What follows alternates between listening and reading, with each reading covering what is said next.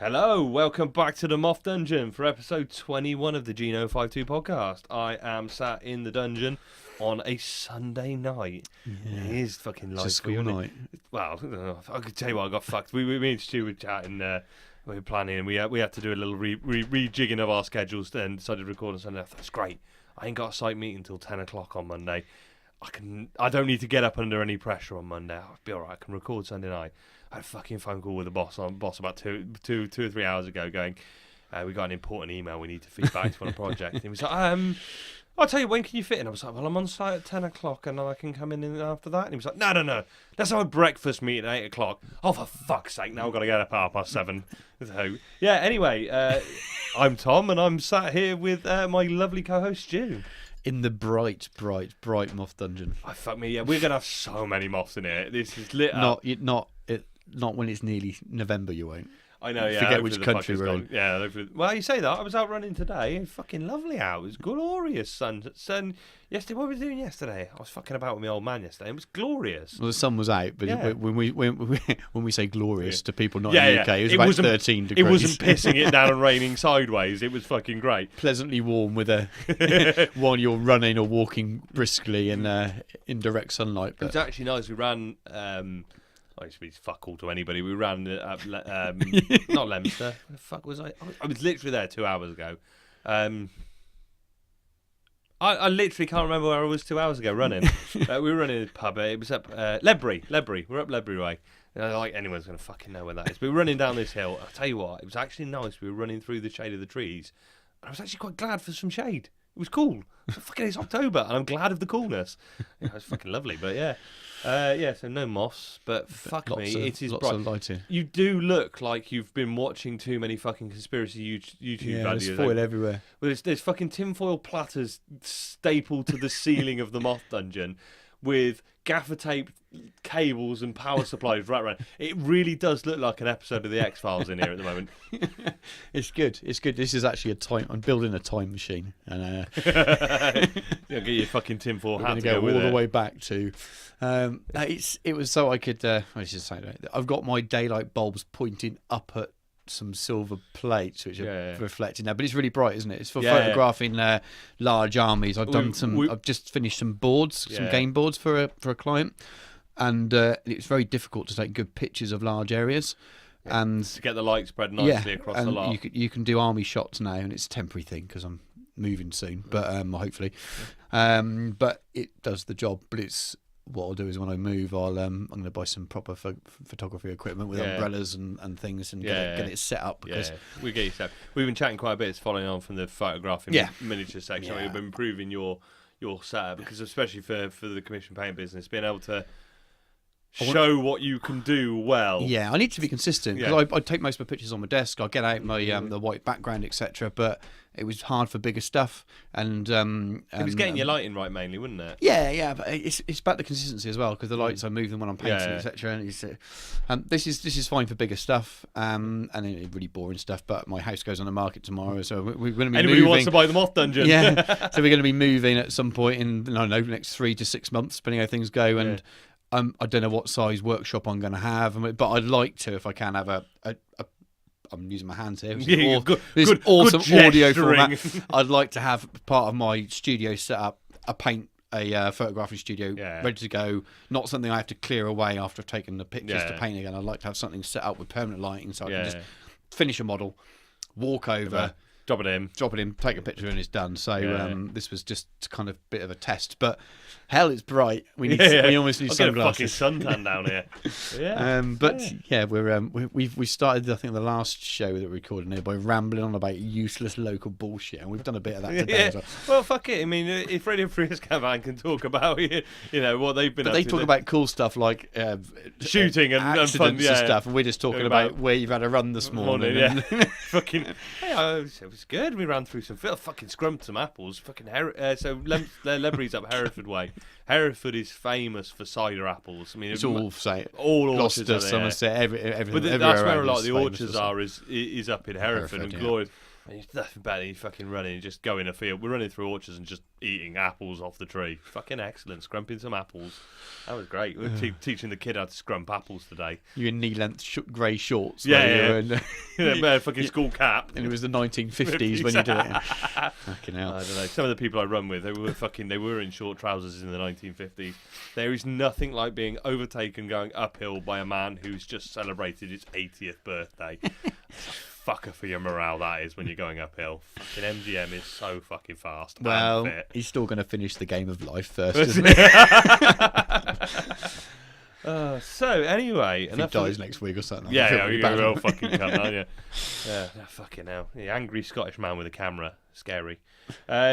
Yeah, so should we get into some actual show then? So We're going to start off whittering on about our usual crap, and we'll probably run through a fairly similar show format to everything. Going to whittle on for a bit and talk some hobby in a bit, and yeah, generally just we've got a lot to whitter on. We about. might run out of time, and stuff might end up in the next show. So we won't list it all now, but we might jiggle about some stuff because, to be fair, when I asked you the question, Stu, what have we been up to? We actually have stuff to talk about what we've been up to. Loads, and both of us. Fucking tons before of we stuff. do, down on the floor by your left hand, there's a box there.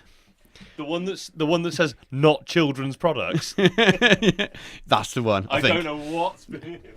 If he's got models in it, it's the wrong box. Fucking hell, I'm actually gonna have to stand up. Fucking hell. So I'm leaving Tom to do stuff here. So Tom's reaching under the gaming table for a box that a certain Mr. Kimmel sent over. So Thank you, Ryan. Yeah, thank you, Ryan. I've been really good and held onto this and not opened any of it. Do you know how often my wife has been saying, "When are you coming home with the American food?" We still got some of. We've got some of Jens's all of the licorice stuff that you. Well, they don't go very well when a packet's been opened. That looks a bit weird. Anyway, so all the plop got eaten from Jens. The plop was eaten, and it's just the stuff you love, like the salt cell and right. All the stuff you love, so you can smash into that. Look at the state of the open pack. It looks like someone shit in a bag. Do you know what? I reckon I've done that after a kebab.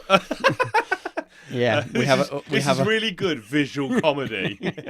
Right, I've just got something brown stuck to my finger. Right, so we have a massive box of gorgeous. What's really awful, because I'm fucking starving. Right then, so what should we go for? Cheap combos. Combos, that's what everyone's got. So Ryan sent us out a cultural exchange package. Just rustled by the microphone. Yeah. So thank you very much, Ryan. Yeah. We won the wheel of unfortunates. The wheel of grindage, isn't it? Are they good? She's pulling making sexual. The fuck it. That's ooh. It's a bit like pretzel crossed between a pretzel and a cheese ball. Oh, they're good. Cheese balls at Christmas is a very UK thing, isn't it? Combos, definitely approve of those. Do you want to try some pizza combos? Have a pizza combo. My wife's going to be gutted she's missing this. Yeah, she should have come out in the off dungeon. I forgot to buy eggs. I was going to get her. She was going to make pancakes to bring out to us during the recording so that we could try the syrup. Fucking get down the shop, son. Oh, them pizza ones are fucking good. Yeah. So yeah, Ryan, combos, excellent. Total fucking savage. So yeah, we're literally going to sit and eat our way through an entire box. This show's going to be awful. Can you hear rustling, chewing, slurping? And we're 10 minutes in, we still haven't talked about anything. It's not important. It's literally not important. You need to know about Ledbury. You need to know about the local vineyards, and you need to know about amazing American snacks. Right, nobody listens to 30k podcasts for 30k content, because if they did, they'd all be depressed by the crap we talk. Oh, Lucky Charms as well. Lucky Charms are about £8 a box over Cheez-Its, they're supposed to be amazing as well. What we got? Fucking cookies, Cheez-Its.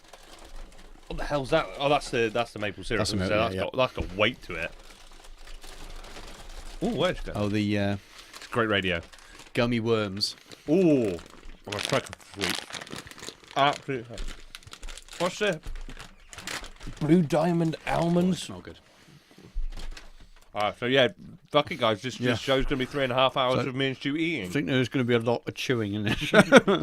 Right, shall we actually talk about some heresy? Yeah, what have you been up to lately then, Stu? So what have we been up to? So we both went to Ruination, which we'll talk about a bit later. Mm-hmm. I think let's think about hobby-wise then. So I had a bit to finish off. Mm-hmm. So what did you get done for Ruination? Yeah, I needed to get quite a bit painted. Well, not quite a bit, but a lot of things finished. Yeah, a lot of things finished. Otherwise, I've had one 2.5k list. In Ruination, you could play 2.5 or 3k depending on what people had, and you can change your list about and stuff. So, and my 2.5 list was fucking awful. My 3k list was pretty bad as well, as we will find out. But so I painted 8 Ogryns, got them finished. I did a Stormlord, I did 2 Medusas, and that was it. I did a comms relay for the Aegis as well. A lot of bits, wasn't it? Yeah, a few little bits, but it's now all done, which is a really nice place to be in. Oh, yeah, so I thought it was all done. About 3.5k now, aren't you? Because you've got the Baneblade and the Stormlord as well. Yeah, it's not a fieldable 3.5k because it's too super heavy. About 3.5k's worth of points, isn't it, in collection? Yeah. So I thought, that's it, put to bed now so I can go on to the Sons of Horus. After the games, I've had a few more ideas, and I've got some Castellax on the way. Yeah, we had a really good. I got in trouble for that because Faye was asking me. She said, "Did you start talking to Stu before you spoke to me in the morning?" And I genuinely had to think because I woke up with a message from you. I think you were chatting. You were looking. You've been looking in the book, and so of course I just started messaging you. And then my wife said, "When did you start messaging Stu?" I said, "I don't know." When I got up and looked at my phone, she went, "I'm pretty sure you spoke to him before you said good morning to me." So, we were out viewing houses the other day, and I was messaging you about the houses more than I was talking to her about the house. That got me in a bit of trouble. She said, who the fuck are you moving in with? Faye has started referring to you as my hobby husband now. Yeah, I think Emma made a similar comment the other day. So let's get back on track again. We've gone back to normal life. So I got this bit finished. It's really nice to sort of. I've been sitting on my shelf. Yeah, started for ages, and you airbrushed the Medusa stuff. I think when you were doing Freddy stuff, I had appreciated. That was it. And the Ogryns I've done the metals on. Yeah, but they've been exactly months and months and months. It shows how little of my own hobby time I get, but they're done now. I think the only solar stuff that I've got that's not finished is the Joven medic set thing. They're not really in any of my lists. So we haven't really toyed with them in the list, have we? They don't. The problem is my list is very. I've got one last section, so it's not and two storm sections, so it's not a real troop heavy list, and you want to spread them out between different things. And when you have a Drakazam, if you put the demolisher cannon on it, you can only fit 10 in, and the squad's 10. Yeah, so it's an apothecary or a demolisher cannon. Yeah, so if you want them mobile, you can't really fit your medic in there, so it's a little bit kind of. Well, it depends what you're relying on. If you're relying on the transports to keep them alive and do the firepower, you have the demolisher. Yeah. If you think you're going to be bailing out the truck, you want the apothecary then. Well, storm sections with Volkite in Drakazam's fucking good, and they do really well for me all week. You got 20 tomb shots are really good. Did you put the hurt on Adam with them? Because you came to me at one point and went, "Yeah, my Volkite have just done a couple of people. I think they work really well. 20 before they die, 22. You kill them before they could do anything. But I knew they were a pain. In fact, the second game we played, they did a bit cleared more. all but one in the attack squad, don't they? So it was a bit unlucky with the second one. But yeah, they're good. They're good. Yeah. You roll enough dice, people are going to roll some ones. Yeah, even if you're on a 2-up armor save, you roll enough dice, you're going to roll some ones in there. So yeah, they're quite. I've actually found them better against Terminator squads because of the lower number of models. Yeah, they're rolling. I was wiping more out than I was, even though the save's better. Because you put 20 wounds. You put 10 wounds on somebody. Yeah. They've only got to fail 5 to kill a Terminator squad, where they got to fail 10 to kill a 10-man tack squad. So yeah, they were good fun. So you got a lot of that done, didn't you? Yeah. So own hobby wise, I think that's all I've done. Just looking around now, thinking apart from buying more. So I've got buying more shit. I've got some Castellax on the way. I'm running 2 engine sears, one to go in the Stormlord along with the Ogryns. Yeah, with some repair rolls and some grenade launchers with haywire.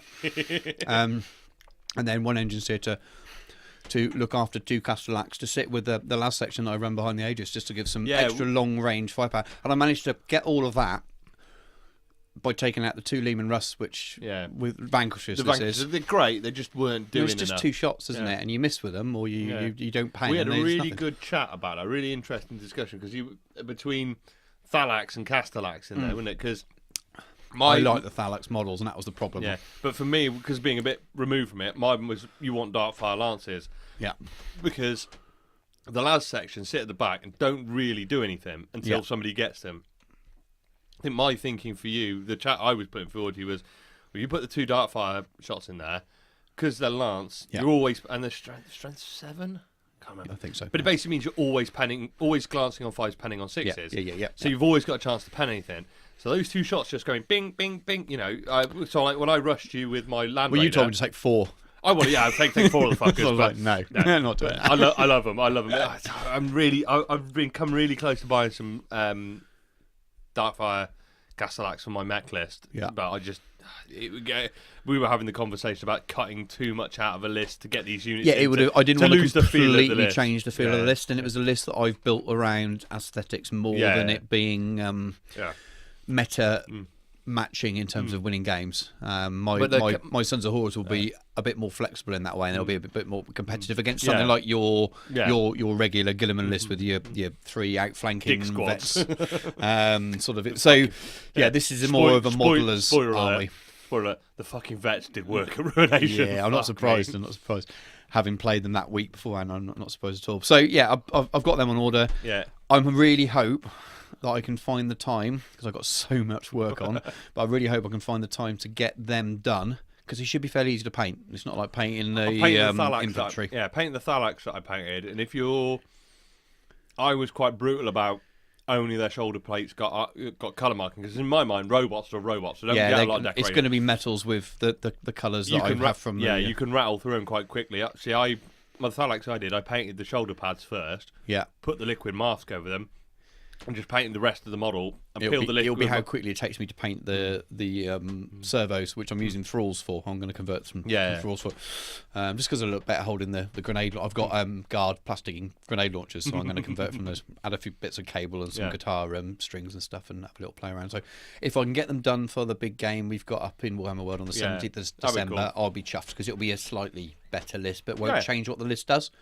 Well, I was thinking about this the other day, and I was telling her about this. I think your list will work really well with my list, because my list will make up what you lack, and your list will make up the bits I lack, because you can advance slower behind me. Yeah, I can punch out forward, and you protect. What normally happens when it goes bad for me is I get encircled, because I push forward very aggressively, and I get encircled. Whereas if you're coming up behind, hopefully you're... And we'll have Dave as well. Yeah, and Dave... Dave... No, I'm talking to Dave. There's 3 of us taking on 3 others, so it's going to be 9. Me, you and Dave from Space Moment Guns against Pete, Sam and Jamie Jackson, isn't it? So it's going to be a bit of a dick smasher. I've got some skunk works in, and I've pointed out to Dave, because me and Dave were chatting list. He was like, well, I've got this. And so Dave... I got 4,500 points worth of Ultramarines. I got fucking super heavies coming out my arsehole. Don't worry, I can fill up slots for people. I mean, I was looking at it thinking, well, if we want to make Stu's list up a bit, I've got nearly 1,000 points worth of Allied Knight household he could take with him, as well as his fucking Stormlord. So well, I can feel it's 3k each, isn't it? I can feel a 3k list that I'm. Well, I don't think Dave owns a super heavy. Yeah. So I said to him, well, I'm running Gilliman. I'll run Gilliman most likely in Dreadclaw. Why don't you take my Typhon? Because it's sitting there, you might as well take the Typhon. Depends what the other guys are taking. Does Jamie's putting up a fucking Night Before on. It ain't going to be friendly. No, but are they all taking super heavies? Does Pete have a super heavy? I've never seen a picture of a super heavy. I don't know, actually. He's got Russ, hasn't he? He's got Russ, so he's got Lord of War in that sense. I think, but him and Sam won't be able to take Russ. We'll have a chat. And I just said, this is a weird Wolves versus Ultramarines versus. I'm happy being a traitor. I don't know what the other loyalists fighting each other are all about. I'll make up my own fluff for this. We're just going to kick my part of the game's fluffy. Basically, Jamie, Sam, and Pete have all got big mouths, so we're going to go and shut them down a bit. It's going to be a festive piss up. It's going to be catch up with everyone and have some fun. So. But other than that, that's my own hobby. So, what about your hobby? Fuck have I done? I know I haven't stopped. You've done loads. What did you break it down then? So, what did you do for Ruination? Nothing. Because I couldn't. You had your stuff already. Well, hang on. Let's think about this logically, because it more depends what I've done and when. Because had I finished the Thalax for And I finished the Thalax for Ruination. I think I finished them afterwards. Yeah, So I painted up my Thalax. So Yeah. I did 2 squads of 3 Thalax for the mech. Because I finished a Triaros before them. I'm not sure. No, But I you've think I've done done those since, Triaros, since yeah. we've recorded, definitely. Done Triaros, did a pair of Triaros. So the paint trains are done. I mean, the big things I've done is we released the schedule for next year's Tarsus events. Yeah. So if you missed that, we're running 3 events next year. First one in Feb. Second, the big weekender will be July this year. And another event in October. First one's going to be doubles, Centurion, Shadow Wars, all 1,000 kinds of points funky of stuff. player. Yeah, loads of funky shit. There's a big group for that. So it's Tarsus 4, The Rise of the Martyrs. So find us on Facebook. Event packs out for that. Tickets go on sale on the 24th of November at 7 p.m. And I'm going to try and say this without sound like a dickhead. I think they're going to sell fast. well, So we've had a lot of interest in it. More interest than last time, and last time sold out in 3 hours. 3 hours. So we've made a point of setting a time and date for the tickets to go on sale, because I know last time a lot of people missed out because we chucked them up like at some point in the afternoon, genuinely thinking they were going to take 24 hours to sell. Yeah, we had no idea it was going to be. So we've set a time and date, and what we've said is tickets. We'll get the event packs out as soon as possible after each event, so people have got time to read and digest the packs, decide if it's what they want, you know, that's what they're going to come to, and so they'll know the dates of the event. So we put the dates out, so you can pencil in all the dates already. But we'll release the tickets 3 months out from the event, so that it's long enough for people to get ready. Yeah. Once they've got a ticket, but I think one of the issues we had with Tarsus was a lot of people booking 6-7 months out in advance from the tickets going on sale. Life changes in that period of time, and a few people were like, "Shit, my work's changed." Or I didn't know what I was going to be doing in that time, so I took a gamble, and it's now I can't. So it's really difficult, isn't it? So planning my year ahead, would actually it's easier for me because my wife's work. Yeah, I'd love to know all the events I'm going. But for most people, I think who have more weekends free, I think it's probably easier to sort of plan a little bit shorter. So we're trying to get all the dates are out there, the information's out there, so people can plan. Because we'll stick to them dates, we're confirming the dates with Incom, because I have to work in around Incom's plans, the 2pig as the venue's plans. So the dates are set. We know the dates we're running at, but any major disaster goes with it. So hopefully people like yourself, you could plan it all in advance. I know that's one thing we discussed actually is planning the dates for us, so you know where we are in events, so we can plan. Yeah, I mean, I've been kind of given the go-ahead for Feb. Yeah, but I'm still. It's our wedding anniversary in Feb, and we always take a week off. Yeah, and because the date of Tarsus is like 2 weeks after it. Yeah, it will mean 2 weekends off for my wife, and normally she'll only take one Saturday off a month. Yeah. Boring stuff, but it means that we're going to have to look at a situation where Emma does she doesn't take the day off, where she does a later shift, and a mother-in-law or someone comes over and looks after the dude. So, for the day. So, but I mean, with the one days, we discussed this as well, that if it becomes a real problem, I can run the one days, or I'll rope somebody. I don't want to fucking miss it. Yeah. I'm definitely going to be there for the night. If something comes up and I can't be there all day for it, but as much as you can run them, there can be more people at this event than any of the others because it's doubles. There's 40 people. Fuckers, less tables, more people. Great. Yeah. Fucking hell. So, what I'm going to do closer to the event is I will put a video up on Facebook, probably me talking, just going through, because there's things to remember. Like, not your face. Oh yeah, my fucking face. You've got to look at this shit. The tickets will go up on sale. It will be one ticket will get you 2 entries. Yeah. So there's only actually 20. There's only 20 tickets going on sale, but that's 40 people. Just to let and make sure everyone's happy with what's happening. Because, like I said, we've had a lot of requests for pre-orders on tickets, and or you could have sold out twice. Yeah, I could choking on a gummy one. We could have sold out twice over if the people who requested can you do us a pre-sale. Yeah, so the only fair thing we're going to do is tickets are going to go on 20 tickets. Get your fucking tickets and go. And I don't, there are lots of people. I'd love to say to people who have come to events before, here's an early access. Blah, blah, blah. It's not an invitational though. So. Yeah, I ummed and ahed and I thought, could I do this? Could I do that?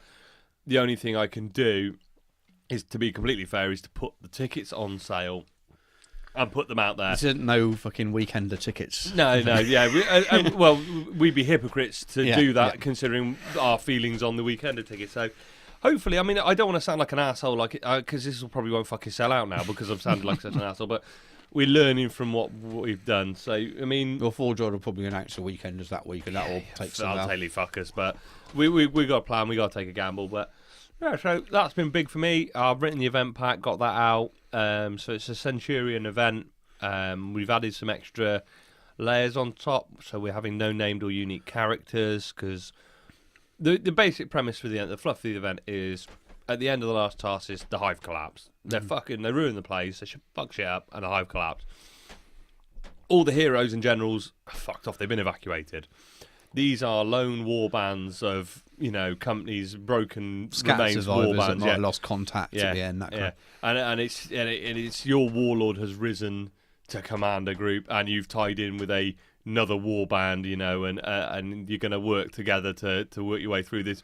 Basically, just trying to fuck each other over in the death of the hive, and it's just a bit of vengeance fighting, which is Shadow Wars. So it should be quite cool. We're gonna the two teams, so you'll buy your ticket, 1,000 points each. No named or unique characters, all the usual Centurion rules. If you don't know what that is all in the event pack. It's basically a focus on infantry and skimmers. Infantry, walkers, skimmers, so it's quite small, and with 1,000 points you ain't got a lot of room to play with the big toys. We've added some extra restrictions for custos in that we're gonna put our neck out and say, right, we're gonna try this. If it fucks the custos over, we'll relax things maybe for the next one. It's more for the fact that in 1,000 points, we know from playing ZM games, custos are really fucking strong when you've got small numbers. Their damage and potential per model is far higher than what a legion or a human can feel. So they're going to be running at 20% reduction. So and that's any list with custodies in. If it's any list with one model with the Legio Custos rule in it, you take that. And that sounds a bit harsh, but when we first talked about it, we were going to do it kind of majority, and it meant that you did the maths. Yeah, well, it worked out that you could take more point, almost take the reduction in amount in custodies, but then fill it up with cheap sisters. So you're not losing out at all. So we so if you want to take an all sisters list, you're not being penalised at all. But if you've got any of the gold dudes, it's nobody's going to piss and whinge about all sisters, 1,000 points of sisters, but. We don't want to penalise the whole Talons list for people that have sisters. So we made that rule, and if you want to take all sisters and one shield captain. You're going to take the 800 points. That's the only way we could do it. There might be a better way, and we might learn this over time, but we couldn't find a way to restrict the custodians without there being a kind of get out, sneaky break the rule clause. Or hampering people who want to run all sisters. So, by saying it's the Talons of the Emperor. So, you're 800 points, one shield for the army. So, if you have your Tribune with a 3-up rerollable shield save, great, nothing else in your army can have that.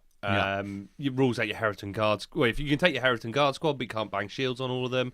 You can't take your shield squad, but it's fair. We'll see. We'll learn. We'll see. If we get it wrong, we'll put our hands up and say, we got it wrong. We'll learn from it. And they're only allowed, whereas normal Centurion, you can take as many dreads as you want, except for Leviathans, which are 0 to 1. We've put restriction on Custos dreads that you can only have one of any chassis in there, because one Custos dread is pretty fucking good in 800 points still. So, and again, if it comes back and the Custos get tabled every turn, second turn every time, we want to. The other restriction is if you are in a pair, only one of you can be Talons of the Emperor, so you can't have two Custos lists teaming up. So you've one Custodes and another 4. You mean they're allies like the fluff? Yeah, fucking hell. So and we the way the two teams are going to interact is as per the allies chart as well. So you are two separate war bands work almost like two allied detachments. We have taken out, if you run a right of war that says you can't take allies, you can ignore that because it's to make it make sense. So they'll run. So if you take two forces that are by the War Master's command, which basically means you can't go fucking near each other, you're going to have to play your Centurion game where you can't fucking go anywhere, which could be quite fun, could be quite cool, but it will allow you to interact. And we did rule that all Custodes can only go with, any Talons of the Emperor can only go with a loyalist, and they treat everyone, I think, as fellow warriors. It's basically the one that has no positive and no negative to it. Yeah. So we go with that.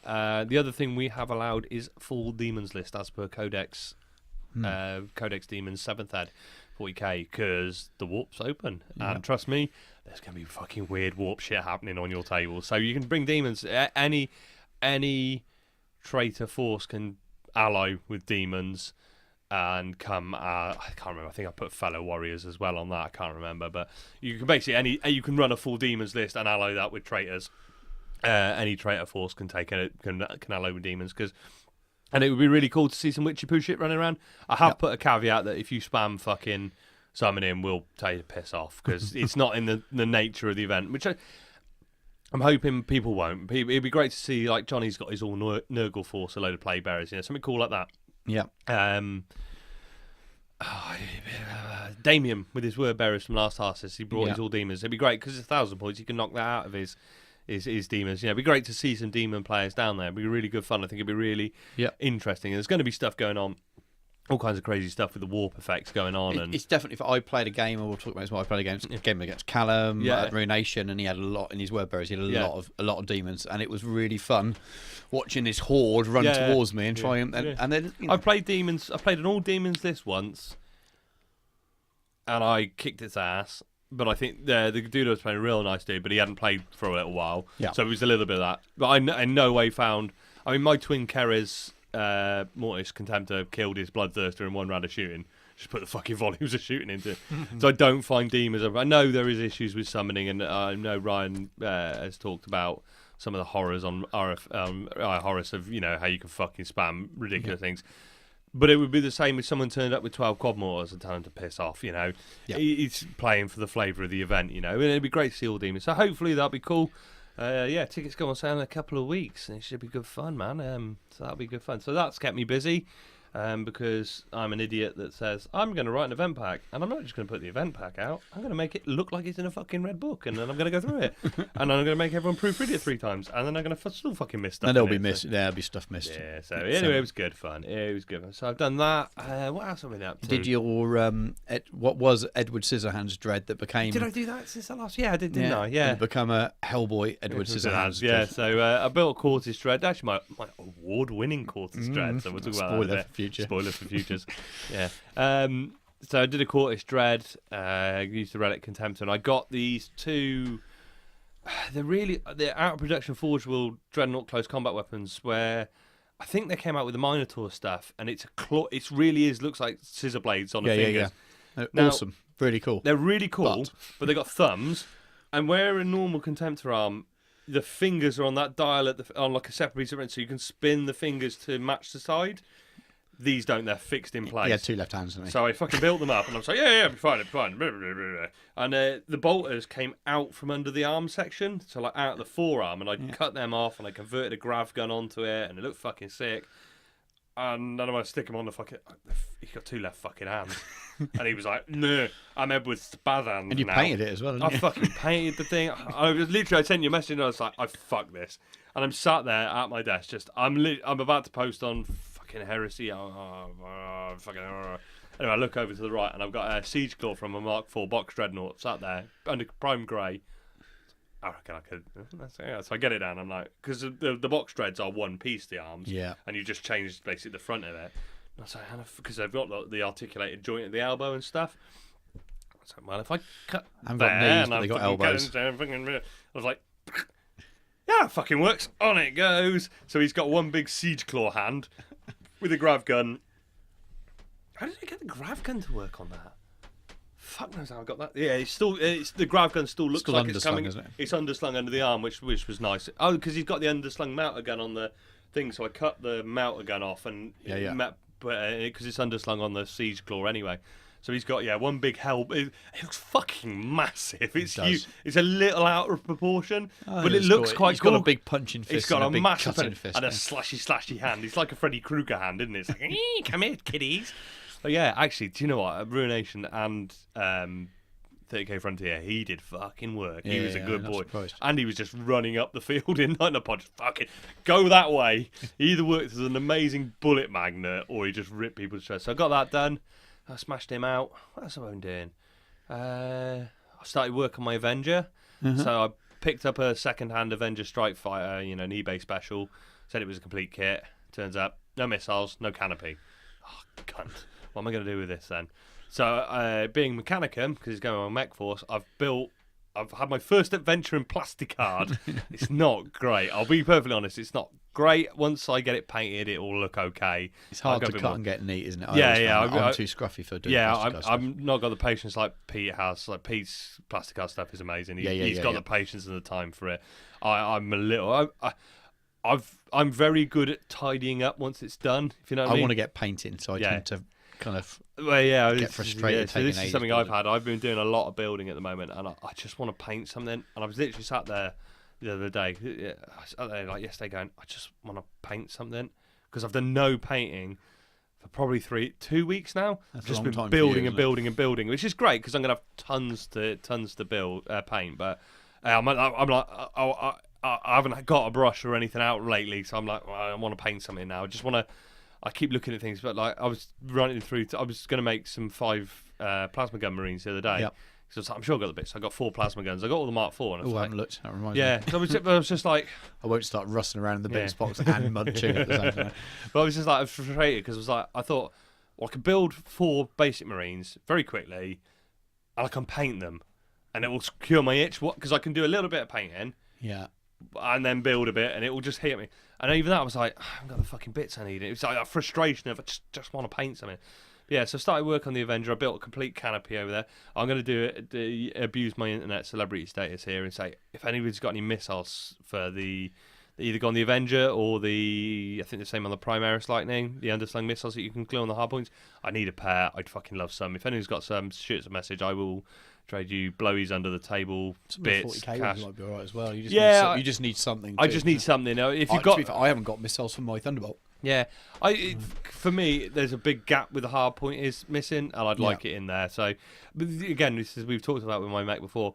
Because I've got the ultras, I don't need to rush this army to get it on the table. Exactly. I'd rather take the time and get it right. So I'm happy. Like I think with your solar as well, you sold off the fist and you were like, I haven't got an army. Yeah. I need to get this done to get it on the table. Whereas I'm not under that pressure now. So yeah, I took a bit more time than I did with the fist, but yeah, he was not playing a lot of games, not having time to help. Yeah. But yeah, I did. I've still done it quicker than I would have done if it was whereas now, when you're starting your Sons of Horus, you think, well, it doesn't matter if I don't get them done for X point because I can take the solar if needs be. You might want to get them done, but I was thinking about getting them done for Durham, but the reality is I probably won't. I'll probably be taking the solar to Durham, and it would be silly to. It'd be a shame to not only take the solar to one event as well. Exactly. It'd be nice to take them out, especially when you tweak your list. And one of the things I've really enjoyed this year is taking my ultras out, and from where the army started it in the Salisbury event and No Retreat. I mean, I've gone. The list is one of the comments that came from Ruination is my list. It's not like totally whack fucky economy, but it's very efficient. Yeah, it knows. I know what to do with it. It's I know how to. Filth. Oh, very stealth filth. But it's a combination of a player who's played 50 odd games with that list, or variations on the basic core of that list.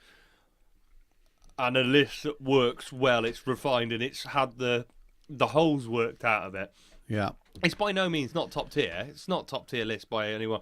But I've gone through a lot of things to realise what... Everything has a pretty distinctive role, and I think it nearly all does something during the game, whereas a lot of lists, and definitely my list, there are things that are there because... When I first bought some, I already had. A lot of people do that. Well, what do I already own? And let's build a first list from that. Yeah, see, and I've been through that now. I mean, I'm on the list you've got is pretty. I'd say it was fairly refined. Yeah, I'd say it's probably the 8th or 9th iteration of. Lots of things have changed, but the core has always been the suzerain. Well, definitely the 2-5 list refined. Yeah, the suzerain, the vets in the rhinos, that kind of real core of it. The HQ, the HQs and the troops. And the Dorado is probably, whenever I go to you've got your Dorado controlling the skies, and you've got long range with that. You've got your Scorpus, which is doing the same, dropping long range plates. Yeah. But the Scorpus is one that can drop in and out. The Scorpus and the Venator can drop in and out depending on the list. The core of the list is usually the suzerains and an HQ, whether it's the Primarch or the Praetor. Yeah. 3 vet squads. And the Dorado. When I go to build a list, if I'm running the Primarch or not. Those are the first things that go tick, tick, tick, tick, tick. Those are in. But it's not just Gilliman and the suzerains, is it? No, it's Gilliman, the suzerain, the chaplain, the forge lord. Yeah. We'll get on to the ruination. That thing's a fucking nightmare for people. But it's no. Like, we'll talk about Keith's game actually. When I talk about Keith's game, that was a game where really I knew what to do with my army against a list that could have caused me a lot of trouble. So, and it's experience and stuff with it. So that was good fun. So what else have I been doing? Not a fat lot, really. I say not a fat lot. I've just spent 20 minutes telling you what I've been doing, but considering the post-Tarsis, like the pre-Tarsis build-up of me going fucking balls out on everything that, just building and building and building, it's a damn sight less than I've been doing, but yeah, lots of bits and pieces. So should we cover a couple of events then? Yes. So now, I say, Stu, you tell us about Ruination, because I'm going to do 2 events and people are fucking sick to the back teeth here and me talk about it. Well, events. we're both yeah. We're not going to do a detailed round by round. Dice roll. I hate it. And it's not knocking casts to do it. I'm not. I don't think any of the Heresy casts do anyway. No. I think it's from other systems. But when you get a kind of an hour to 2 hour long game by game, I roll this dice and I move it. So how was your? This was your first weekend away this year. Yeah, rolling dice, having fun. It's first time. How was it? Brilliant, because I haven't been away for ages. No, not just because I haven't been away for ages. I love Cardiff as a city. I go there quite a lot. I've done it for work and stuff, and I've been for events with War Machine there. So first of all, you've got a really good city. Firestorm Games is an awesome venue. Yeah. Again, I've been there a few times. I've played events at their old venue, so atmosphere is awesome. And then it was a really good laid-back Heresy event, wasn't it? Really? I think it was exactly what, especially you were after. Yeah, it's more my thing. You haven't played a lot this year, and I know one of the things we chatted about. You one of the things you were thinking about is I don't want to slow people's games down and be a hindrance against somebody who's playing. But it was so laid back and chilled out that there was never felt any pressure to fuck, I've got to get this done. I've got to get rushed the last few turns. Everything was chilled and ran really slowly and steadily, and everybody had a really fun laid back time. It felt like there was loads of time. To be honest with you, I think the only time I felt rushed all weekend was after we had our armies on display. Quickly trying to take them off a table and then move to another one. But that's just the way it is. That happens every time. But other than that, I felt there was plenty of time to get everything done. It was really good. So yeah, really well run event by the guys there. So Sam, Pasco, and James for an awesomely run event. Sam was on Tarsis when he came on. Sam came to Tarsis. So I think it was. I can't. In terms of reviewing an event, and I don't really want to do that anyway. I can't think of anything that I would have wanted changed about it. It was fine. It was exactly what I wanted. How were your games? Give us a bit. I say we don't want to go turn by turn, but no. Give us a rundown of who you played and how the games went. And so first game was Dan Evans. Yeah. That was a grudge beforehand. So he's one of the local lads. And we'll talk about his podcast at the end. Yeah, we've got in that the notes to remind, but a podcast we weren't aware of. But so. My first time playing Mechanicum, because no one plays it locally, do they? None of the guys. Well, I will. You will be soon, yeah. I'm sure I'll play it. So it was going to be tough.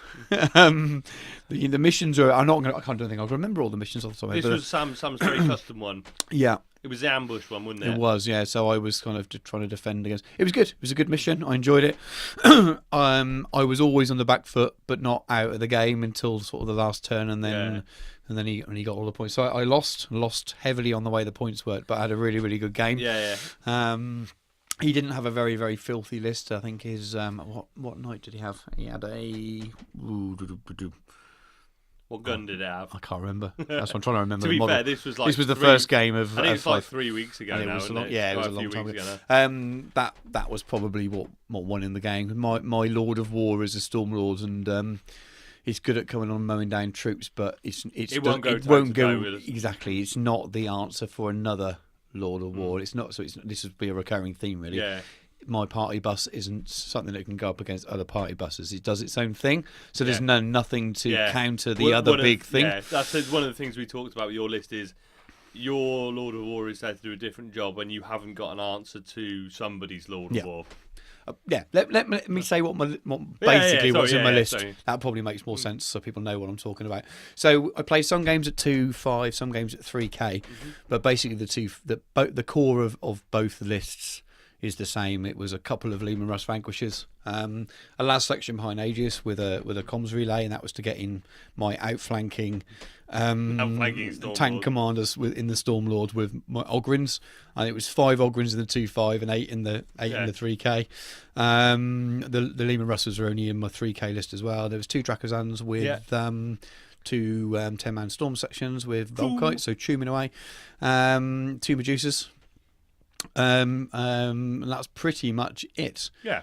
It's surprising how little you get in a list, but and Lord Commander all tooled up, but hiding at the back because he's just a weedy human.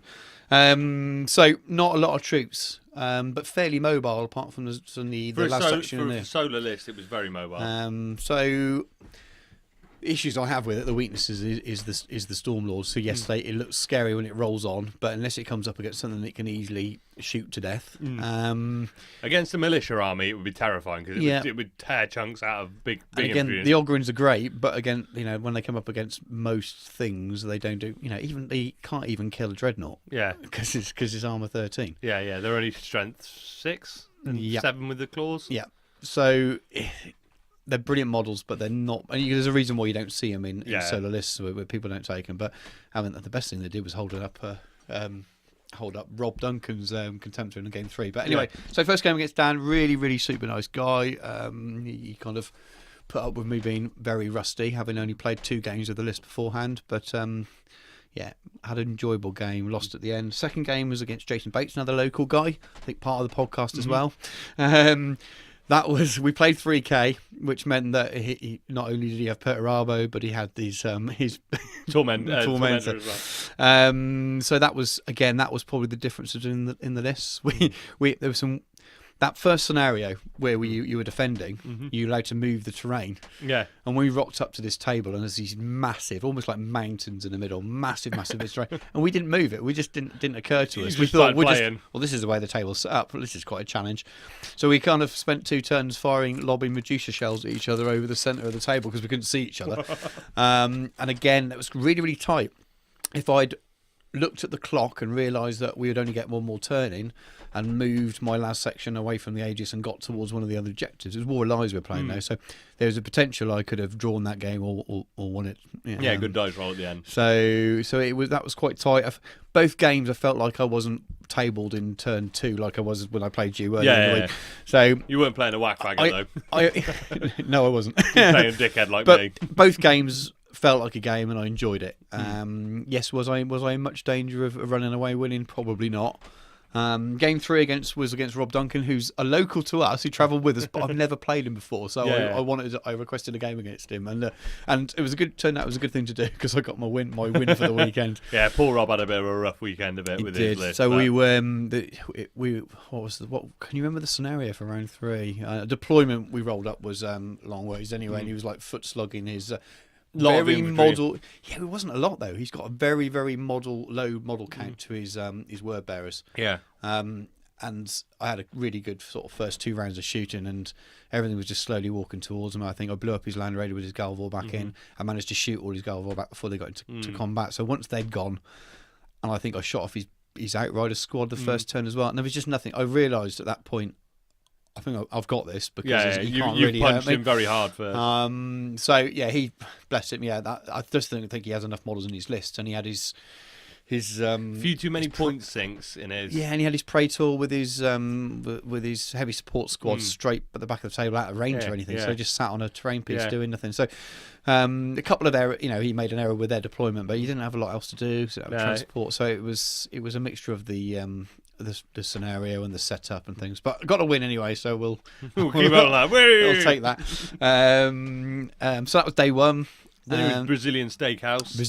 Fucking hell. 2-hour Brazilian steakhouse. Yeah, so the first night we went for a really nice cheap pie, really good. Had a few beers out, and we were out with Duncan, weren't we? And James, and Callum. And Callum.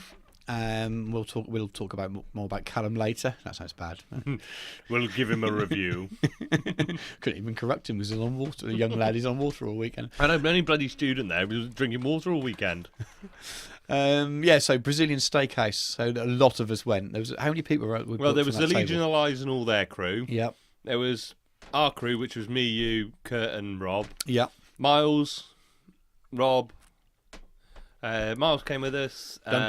Duncan, Lex. Yeah. Pete. There was about 18 of us. And lots of other halves and things. I think, yeah, as well. Legion Lies, a lot of their missuses had come down for the weekend as well, so nice to meet all them and their lot, and they came with us. So probably someone else. I hope there's probably someone we forgot. Yeah, sorry if we forgot you. There was about 18 of us around the table, which was pretty mad. But it took, what? 2 hours to get a table, which was booked. Yeah. We were at the point where we were like, we're going to fuck off. We were in the centre of Cardiff. It was really nice, actually, because I was saying this to Faye. I said, actually, it was quite nice because we got 2 hours. Like we got to chat to Mars, got to chat to Lex, we got to chat to Pete. It was really nice to get that chatting time in. Yeah. Because when we're at the event, you sort of chatting about how the game's going, but you don't actually get time to have a good chat. And it was really nice to sit there and get that time. But we just got to that point where we were like, yeah, we're fucking hungry now. Because this is like 10 o'clock at night. So yeah, we've been out since 7, 8-ish anyway, because we to get to the event. It's like, this is long, and they sat us, but fucking yeah, Brazilian steakhouse was wicked. I enjoyed the food. The food was amazing. Fucking, they're just coming around with a sword with meat on it, going, "You want meat? You want meat? You want meat? You want meat?" I never got to a point where I thought, I don't want any more meat. I couldn't. We had quite a bit. It was really good. And then fucking beans Miles made us these that are amazing. Yeah. Well, they have it's like they turn around to turn up to your table with all these different meat, and they keep coming around, and it'll be steak, and it'll be chicken and pork, and all these different flavoured, but all kind of flame grilled. Different types of meat. Yeah, and then they got like a buffet of sides. So like posh harvester for the UK people. There was salad and stuff there, but it's a lot of Brazilian stuff. So it's like Brazilian beans and stuff. Yeah, what was that Brazilian beans we had? Miles, let me know what they were, because they were amazing. They didn't look nice. They were kind of they looked like pinky black. It looked like I sicked them back up. My dog had thrown them back up, but God, they were good. Miles was saying when he was out in Brazil, like that's all he ate when he was out there. Just ate loads of them. Those bits. No, they were good. Definitely good. That was good. And we had a few more beers and stuff. And then, And then day 2. Who did I play for? Adam. So Adam from Legion of Lies. We had a really good game. So Adam looked at my list and looked at his models and went, and the scenario we would do. So I had to escape. Yeah, you had so to we're playing go Shadow Wars scenario. So I had to get my 3 scoring units to the other side of the table and hang around and not die for the whole game. And so he put away all his quad mortars and he took a lot of stuff out of his list that would have just decimated it and made it a 2-turn game. Yeah. It was really, really nice of him. So one of the real nice things about Sam's don't have a list. You can modify what you're doing. Yeah, that was really it. So that was really nice of him. Thank him for that. And we had a really good game. And we thought I'd won, to be honest with you.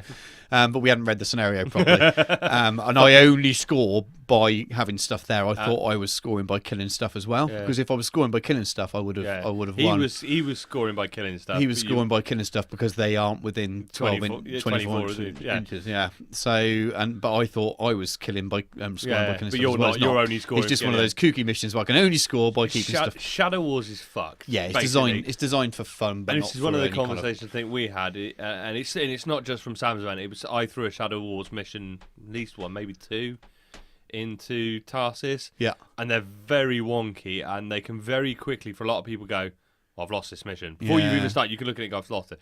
It's great themey missions. It's great fun. So I've kind of made a decision for our event. So the next one will be Shadow Wars, and it is full on Shadow Wars, doing Shadow Wars roll off, everything. I'm not going to throw odd Shadow Wars missions into non-Shadow Wars events because I think they're great, but I think for some people they can find them really tough. Like a little bit like I like to go to a table and go, "Fuck, that's going to be difficult." I might be able to do it. Yeah. There are a few people who looked at a Shadow Wars and went, "Can't do it. I've lost before I played it, and it's not going to be. I'll enjoy it because I'm going to have a good fun game with the person I'm playing with, but I'm not playing the game. I'm not involved in this game because I've lost before I've even started." So I think if you know it's Shadow Wars and you come up with a list geared up for Shadow Wars, and Shadow Wars works brilliantly with Centurion rule sets or smaller missions. So you don't take the big Lords of War stuff. You take the recon companies and I know Jens and Linus fucking smashed dicks in Sweden with their really shit recon companies, but they were playing Shadow Wars. And their armies work fucking brilliant for Shadow Wars missions. Exactly. I think if you build the list for Shadow Wars, they're great fun games. I think if you just have a general force, Yeah. it can be quite hard. I mean, who did I play the Shadow Wars mission against? That was the first game Saturday morning. I played George's Thousand Suns. Yeah. And yeah, he was pretty well fucked. You know, it's difficult. I I suppose it depends how your event's been going, because I'd had 3. All my games are awesome. Yeah. And I really I'm not going to say who I picked because they were all so close. Same. I could have put any of the 5 down. So I think if I'd had played a couple of players that maybe someone I didn't get on with as well, or there just wasn't that connection, and maybe I hadn't won that game against You might have found that quite against difficult. Rob on the Saturday, so I didn't have a win. Having felt like I'd won on the table for the first time, but then on the close, it was really close, but maybe if won on the table and then lost because of the mission, I might have gone away and gone, oh, I didn't like that mission, But because it was such a laugh, Alan was awesome. He changed his list to try and give me the best chance possible. I didn't go away with that feeling, but I think you're right. I think it can, if especially like Tarsus where you've got a list. Yeah. It can just be like, I know there were a couple of comments from Tarsus of, "How the fuck am I supposed to do this?" And most people went, fuck it, I'll give it a go. Well, hopefully the alloys thing for the doubles will mean that one side of it can the thing is as well, so what we're doing, there's a Shadow Wars roll-off mechanic there. You make a roll at the start and it affects how the game's, so it's not just like rolling off first and second, it affects attacker, defender and lots of other things as well.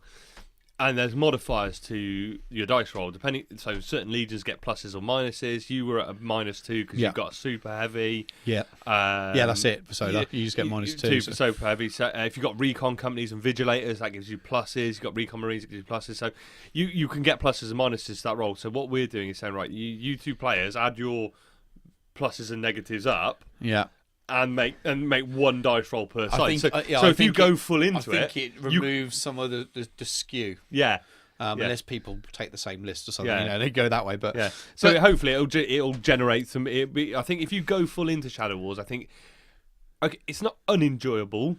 It'd be more enjoyable going set up for Shadow Wars. Yeah, I mean, look, and that's I think they're criticism probably better for friendly games in a shed than they are for unless like you say, the whole event stuff. Yeah. But again, and that's not a criticism of Sam at all in the slightest. No. I wouldn't have realised, but I'd have thought that was brilliant. And it's so hard to know how those. It rolled out really well at Ruination because everybody just went, yeah, fucking go on, let's have some fun. Yeah, and it rolled out at Tarsus. It rolled out at Tarsus pretty well. It was just it's more of a planning decision for me. Yeah. I think I could have used other missions from other resources. Yeah. That would have given me the same fun mission, but maybe a little bit less. Well, I've lost this mission before I started. Yeah. Kind of thing. So I enjoy. I mean, a lot of it's my list design though. Yeah. It is not solo against Iron Warriors as a problem here. No. So I don't know if he even said he was playing Iron Warriors. I just assumed because people listen to his podcast. But it isn't. It's my second game against Iron Warriors. 2 games against Perturabo. It wasn't his list fault. It was my. I've gone troop light. I've only got the 3 scoring units. Yeah. But the nice thing is because I didn't want to paint 2 last sections, and that's my own fault. So it's not a problem of the organisers. It's not a problem of the mission.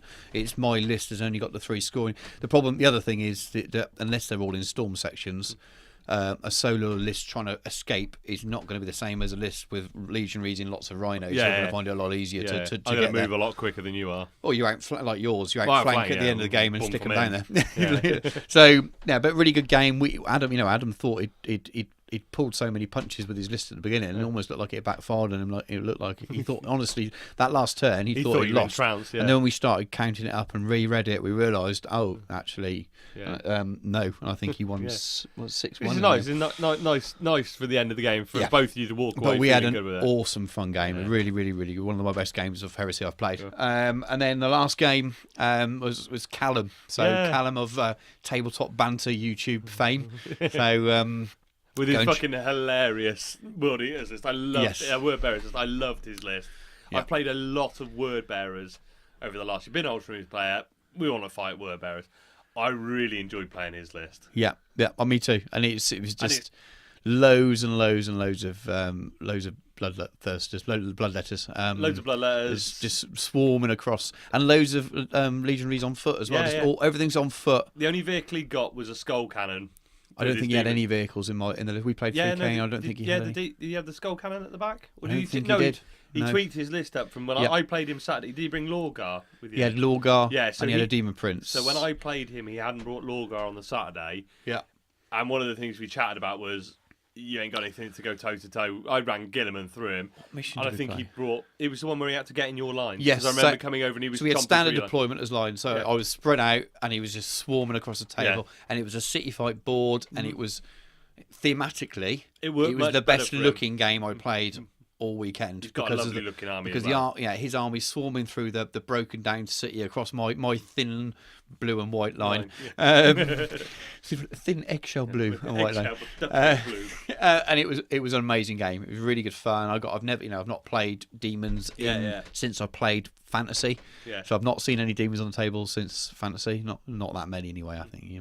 So really good game, and we got a draw. It was 6-6 in it, and it was so tight again. Yeah. So awesome game. This is why it's really hard to pick who my favourite, my best game votes. And as I say, I won't divulge who it was because they all deserved it. It was genuinely all deserved it. Some really, really close games. I find that one of the hard. Every event I've been to, usually, it's always been very hard picking what's been my favourite. Because I've enjoyed other games for different reasons as well. Yeah. Yeah. Well, I had 5 really good games. I won 1, drawn 1, lost 3. Yeah. I killed Lorgar with my outflanking Stormlord. It's always satisfying. The Ogryns died, but we wound up the big guns and just storm cannons and stuff. So that was good.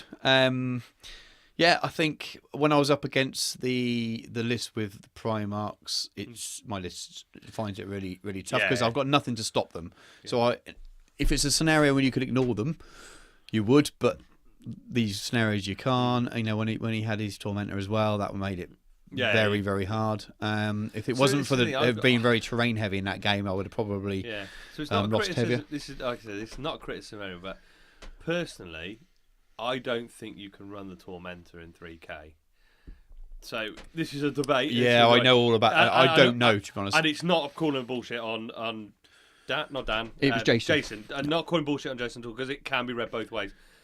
My theory is, if you take a glaive, it's 625 points, which puts it on the limit for 2.5k. Yeah. You give it Armoured Ceramite, it goes over.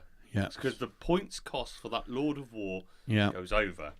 So you still, when you add upgrades to a Lord of War, it becomes part of his price. So when you add the Torment, because you take the Tormentor as an upgrade to Perturabo, and it makes him 2,000 points. Yeah. I think it's about 500 points for the Storm Sword and 500 for Perturabo. So you're spending 1,000 points on that Lord of War slot. Yeah. That hits the 25%. But the wording says you can take the Tormentor in games of 3,000 points or more. So I can see, and I'm not, and it's an open debate, and it's something I have seen both sides of. And like I said, I'm not saying Jason was wrong at all. No, I can totally understand both sides of the argument, and it needs to be FAQ'd. Yeah. And whatever it was, it's the same with the knight. If you add upgrades to a knight, if you're adding upgrades to that lord, because it's like a command squad for a Praetor. They should just make it 3,001 point. You know, if they went with the well, no, because all you need to say is when you add the Tormentor, it takes Perturabo's price to 1,000 points, and therefore he's 4,000 points and up. Because it's still 25%. But would it be all right in a 3-5 game? No, because it's 1,000 points. No, in terms of balance. That's the point I was getting to. So if you change it to... So this is it. So if I knew if it was me and you, and you said, I'm going to run Perturabo with the Tormentor, I'm going to play 3K. Cool, I will come with a list to deal with that. Yeah. If and Sam, if you'd have had the models and the depth of collection and the way Ruination worked, you could have changed your list to build it. So again, it's not a criticism of anybody.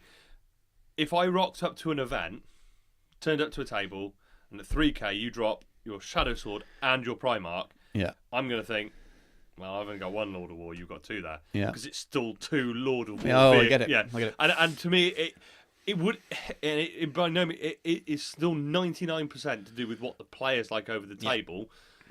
But I would think, I mean, that's a little. I was still, it was the difference in one way because I had nothing to deal with it. Yeah. So it almost had free reign. I mean, I think it was up against the 2 Drakazans with I probably was trying to keep them alive, so I could. It's because it has a pie plate as well. It's not the just. thing is, I could probably have dealt with that because I'd have dropped Gilliman in with in the claw. I played George in the 4th round. I don't have access to loads of melter. It's he had, not. He had I a can't shadow sword. I killed it in 2 turns with my army, so it's not a problem with it. But to me. So I'm going up to Blood and Glory in a couple of weeks. Next weekend, actually. Yeah. Yeah, fuck, it's next. No. Weekend after next. Yeah, Weekend after next. No, it must be next weekend. Is it the 5th? Yeah, it's next weekend. Yeah, it's the 29th 29th of October. Yeah, fuck, I'm so confused.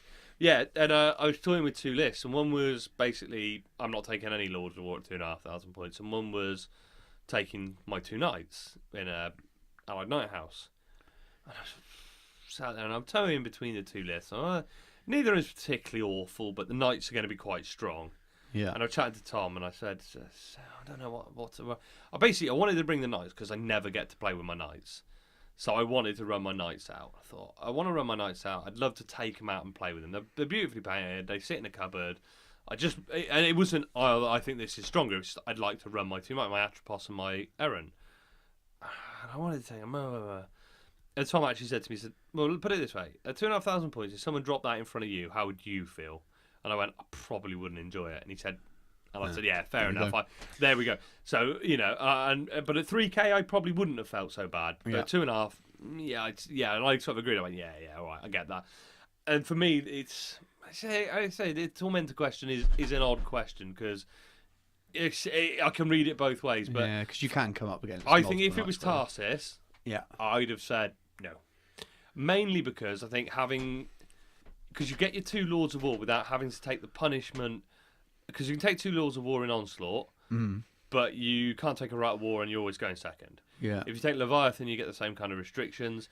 So you're getting around that without taking the penalties that Forge World have put in place to try and balance taking 2 Lords of War. Yeah, so it feels a bit like I've cheated my way around it. But yeah, I'm happy. I'm with you. I felt the problems with the matchup is to do with my list rather than. Yeah. I said, and that's why I've said it's not about Jason's list. My list shouldn't be. If you look at the list that people, not many people run Solar, but you look at the list that people do take, like the ones you sort of no retreat and stuff. They don't have Ogrins in a Stormlord. Oh yeah, God, yeah. But it's cool as fuck to have those Ogrins. So I've got the 2 super heavies I own aren't the optimum super heavy. You need a Storm Hammer. You need the Storm Hammer. And then I probably need more troops, so I probably need another last section. And I need rapiers.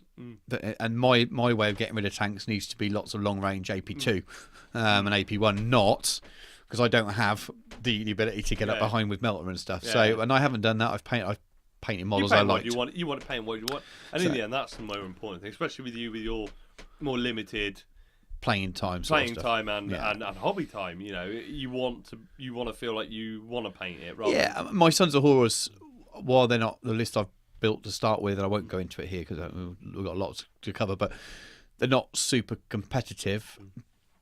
But they're naturally more competitive. Yeah, you're playing on a more level playing field because you're playing with legionaries. Yeah, so you can be a little bit. You don't have to be as precise with your selections to make it competitive. Yeah, solo. I mean, we've talked about your list quite a few times over the weekend in the last week or so. And like the Thalax Castellax, the conversation we had. It really needed refining down to because, the big thing for me when we were talking about you like Thalax, but Thalax aren't scoring. I'd have needed to take and they're not scoring. They're not scoring. Yeah. And the big thing for Thalax is they're fast moving and they can score. In a Mechanicum list, they're great because they can score. If they could score, then they would have been the right choice. So there was a lot of fine tuning because neither of them were bad choices, but it was really we were having to hone down. What are we trying to achieve with this? I've taken 6, and I've only got 2 melter guns in there, so they should have maybe taken the tank out. Well, the lightning guns are good because they're strength 7, and they can still do the same and you job. can deep strike behind, and they're rending. I've got some more support for that 20-man left section behind that Aegis because that's where they're going to go. You've got the heavy. The Castellax gives you the heavy weapons back there to allow you to reach out and hurt people before they get on top of the last section. And it'll also make it harder for whoever charges that last section. Yeah, it's gonna because you can pile those robots into combat as well now, and a Primarch will kill 2 Castellax. Yeah, like Gilliman or Horus or one of the bigger fighting Primax would.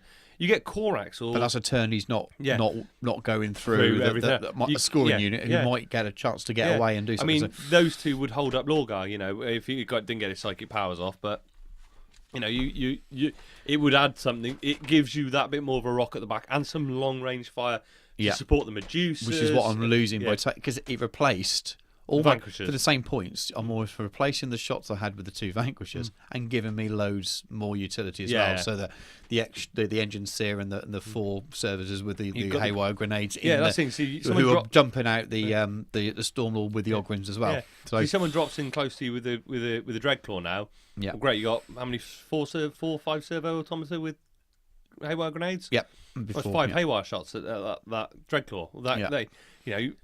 One good, you get a couple of pans. You're gonna get your glances, get some good hits in. You suddenly, great. Drop your Dreadclaw in right near them. I'll fucking fire my haywire grenades at you, and it might not stop somebody, but it's gonna make people go. Might have to it's think more about than just Ogryns piling. I'm gonna have to think about this. So, it was all good. Cool. So you then? Yeah, you me. want to talk about your? So I rolled up with the Ultramarines. I had not done a fat lot to them because it was 2 weeks after Tarsis. I hadn't got a fat lot of time to do stuff before Tarsis, so I painted up my apothecaries, I think. Oh, did I mention them? Yeah, I did 2 apothecaries as well. I can't remember if I mentioned them or not. No, I don't think you did. No. Yeah, so I've done 2 apothecaries. So the only thing I took new really was my 1 apothecary and my Quartus Dread I took with me. So what was I rocking? So Forge Lord, Chaplain with all their shit. Gilliman as the Lord of War with Suzerain. I did fucking Suzerain Ancient that I painted with the banner and everything. forget shit that I've done. Yeah, so I wanted a Thunderhammer in my Suzerain, and I've been trying to run them more as a command squad rather than a troop squad because they're going Implacable Advance anyway, so they score anyway. So I've made a banner bearer with a Thunderhammer, which turns out to be a fucking brilliant choice because having a Thunderhammer in your Suzerain really fucking helps. That whole Death Star was a bit weak without it. Fucking, it was that whole Death Star. It was. So I mean, I slapped together a list. I had a Dreadclaw to take the Suzerain, the Chaplain, the Forge Lord, Gilliman, Suzerain, and everything in it. 3 squads of vets. Power Fist, Dark Fist, Armor on the Sergeant, Sniper Vets in Rhinos, Mighty Mounters, the usual crack. Then I'd have Dorado, Scorpus, Venator in my back line. And then I have that was my 2.5. And then to go up to 3k, I got the Land Raider with 5 Termies in to throw in for, what are you going for now? You're going for cookies. You've been talking for half an hour now while I've eaten everything. Oh, no, I thought there was 2 in the pack. It's not because there's a fill-in. Oh, I might have to smash on that in a minute. Hey. I'll smash your cookie in a minute. So then to go up to 3k, I just took a Land Raider with my 5 Tartarus Terminators in with a couple of Chain Fists and stuff. A lot of it for me was simplicity. I didn't have a fat lot of time to do stuff, and while Sam said you could take a lot, I was thinking about efficiency of what I could pack and take stuff and get on my trolley and things. And it would have been nice to take more, but it was just personal for me. I hadn't got the time to fanny about more, so I just took it. So anyway, it turns out it's not a lot you can't kill with that shit.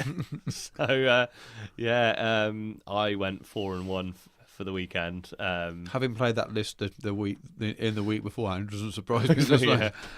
I will say I did table 2 people, but it was turn 6-ish, so there was nobody I played who they didn't say it. They probably wouldn't say it, but nobody I felt by turn 2 they were out of the game. Yeah, games went. So the first one I rolled into was against the Fabricator General Duncan's World Eater, so we had to have another rematch. So it's the 3rd round rematch, and fuck me, I was exhausted after it. I love playing Duncan, but we don't play friendly. We really go for it. It's great fun. I love playing Duncan because he plays a beautiful World Eater's army, and it's not the meta World Eater's army. No, it's quite different. So he runs a 20-man assault squad with a Praetor in it, Butchers in a Charybdis, loads of Dreadclaws. Did he run a Dreadclaw? Loads of drop pods. He had Dreadnoughts in drop pods. So it's really nice because he had rolled in with his whole collection. So all weekend he was not tailoring his list to his opponent, but tailoring his list to the narrative. So the first mission we were playing, the loyalists were the basic narrative, the loyalists were defending the planet. So Dunk ran his orbital assault list at me because he's like, we're landing. So we did all ambush deployment. So I circled up in the middle and he dropped all his pods around me. And it was fucking excellent because it was what it was. You know, the Praetor came on with his assault squad charging inside, drop pods firing in all around me, butchers running in, fucking fights breaking out everywhere. Utter carnage. So I think turn 3, he was going first. Turn 3, he smashed me and I thought, fuck, I'm in real trouble now. My turn 3, I fucking smashed him back. Like, it was just one of those, like, everything, hit, pen, blow it up, hit, pen, blow it up, kill that squad off. It's like, fuck, you know, by the end of turn 3, we were both like, we ain't got a fuck all left on the table, really. We've really taken it. And it basically came down to Gilliman standing on an objective with his chaplain and his suzerain banner bearer, Dunk charging his... if Dunk made the charge, he basically won the game. Because he would, if he didn't kill Gilliman with his butchers, he would be contesting that objective and I'd lose the points because I wouldn't be scoring it. But he dragged Gilliman down with his, I think about 6 or 7 butchers charged into him. And I'd already taken a huge battering. Gilliman had fought his way through a bunch of dreadnoughts and a load of other shit. So he'd taken a pounding. But that was really good fun. Dunk ended up, again, the way Sam scored the missions, it was 5 victory points for each objective and 5 victory points for something else. So Dunk won 15-1 or something, because I think I got Slay the Warlord because I killed his Praetor in the end or something. He won 15-1. Yeah, but it was 3-1. Yeah, I lost 20-0, but it was 4-0. Yeah, so it was just it sounds worse than it was. So it was a really fucking good fun game. I love playing Dunk. We always have a really good. I mean, he's never let me forgive him for the fact that I killed Angron with a Venator that he failed multiple charges at, and I killed Angron with overwatching melter guns as well. So he's never quite forgiven me for that. So he likes to give me a good kick in every now and again. So that was great fun. So rolled out of that. And to be fair, after that list, I thought, my list is okay. It's fine. It's right for the event, you know. And then I rolled into Keith from the Legion of Lies, and he is the most adventurous deep striker I have ever met. So Keith was running Sons of Horus, Orbital Assault, Drop Pods, Storm Eagles, Fire Raptors, Vets, and Horus with 10 Justarian and a Praetor. So we decided to play 3K because Keith's like 3Ks. I put Horus in. I was like, yeah, cool. I got 3K. We'll roll at that. We rolled up the triangle deployments, the Clash of the Line with the 2 points. Yeah, I was like, okay, that's quite good for me because it forces me to contract. And I was like, all right, I'll stick 1 unit of vets in outflank because he's coming at me, and I need to fill up holes. And I left a gap at the back, sort of right at the back of my lines, which was basically drop the Dreadclaw in, bring Gilliman back into that gap, so he's held behind my lines. Because then Horus had to drop in front of me. He was only going to shoot combi bolters, so I got enough heavy stuff to open the line. Gilliman comes out and I get the charge in. So Keith very smartly went, I need to block that hole up. So he gets 2 drop pods. First one comes in, he's like, right, I'm going for that gap at the back. I mean, it's like 8 inches from the back of the board. It was fucking risky. Yeah, scatters off the table, so I put it up. Deep strike mishap. He gets a misplaced, so I stick it right at the far end of the board, knowing that he's got a drop pod list. Everything's happening at my end. They're stuck at the back there. Nice. Second drop pod comes in, scatters again, gets delayed. So it's like, fuck. So he's wild drop podding in. So Cribdus my Dreadclaw comes in, hops in the gap at the back. Nice and safe. So anyway, the big crux of the game came down to Horus dropped in turn 2 with his 10 Justarian and Horus and a Praetor in there, right in front of my lines. It's like, it's got to happen. You know, there's only one way this game's going, and it's going to be a big old fucking showdown. So right, I'm circled up there. I'm like, right, I've got to put everything into this fight because who loses this fight loses the game. Because was it War Allies this one? I think it was War Allies. Yeah, so there's a point for killing everything, and then points for the objectives. So I got to kill shit. So anyway, the charge ends up coming in of my 5 Terminators. Yeah. My Cortis Dread. Gilliman, Suzerain, and all his fucking boyfriends. I committed. We told her I'd put 1,500 points of a 3,000 point list into this fight. I dropped half of my army into this fight, and Keith got about 1,000 points in there. I was like, fuck, this is brutal. So, of course, Gilliman and Horus have a challenge. We've got to fucking out here. Got to fight somebody with him. I mean, again, tactically, I could have done chucked a suzerain in there also. So no, we're gonna fight properly. And I've wanted to take Horus. Horus is one of the only primates I haven't fought with Guilliman. And the big thing for that is Guilliman's disabling strike drops your weapon skill. Yeah. But Guilliman goes up in a challenge. Right. So so he's hitting me on 3s, I'm hitting on 4s to start with. Yeah. Normally I'm getting worse, he's getting better. Yeah. But for 3 rounds, I can keep going because I go up from weapon skill 7 to weapon skill 10. Yeah. But then I'm dropping back down. But I'm going up and down. So I keep in that he's hitting on 3s, I'm hitting on 4s, so I can keep up. I can't get as normally what happens is Guilliman gets better. Yeah. And then I'm hitting on 3s, you're hitting on 4s. Yeah. But I couldn't get better, but I could keep up. So, right, so let's see how this works, because it's one of the things that's talked about a lot, you know. So I hit him with a fist, concuss him, blah, blah, blah. So anyway, that goes in. Horus does a wound to Guilliman. Guilliman does nothing to Horus. He's 3-up involves, 3-up involve, 3-up involve. Fuck. So anyway, what happens then is the rest of my boys annihilate Justarin. So I wiped 10 Justarin and a Praetor in a single round of combat. I lost a couple of Terminators. But the thing is, because I got 3 units piling in, I was going to say, he got 2 rest units. you have. So he's got his Justarin are only hitting 1 unit. Yeah. Because you can't. So he was having to split you his on the attacks charge up. as well? I was on the charge, so Yeah. I got rag grenades, so they're down to toughness 3. Yeah. I got the chaplain, I got zealot on the charge, so I'm re-rolling, which he's not getting. So I'm stacked in that. Suzerain on that first turn on the charges. I smashed through most of his Justarin with the suzerain before he'd even swung, because AP2 at initiative. Yeah. 3 attacks each on the charge. I'm converting like my 50. I was running 4 of them, so 20 attacks on the charge. Not 20 attacks. 3, 6, 9, 12. 12 attacks on the charge. I'm putting 12 wounds on him, basically. You know, and you're going to roll those 4. He's only got 4-up invol, so he fails those. I've got Chain Fist, I've got Thunder Hammers, I've got the Courtish Dread hitting initiative 4 as well, so I'm hitting it Strength 10 AP2 before he's going. So I just had enough attacks, and I stripped them all down before he went. So it's then Horus surrounded by 1,500 points worth of my army. And I tell you what, he is a fucker to kill.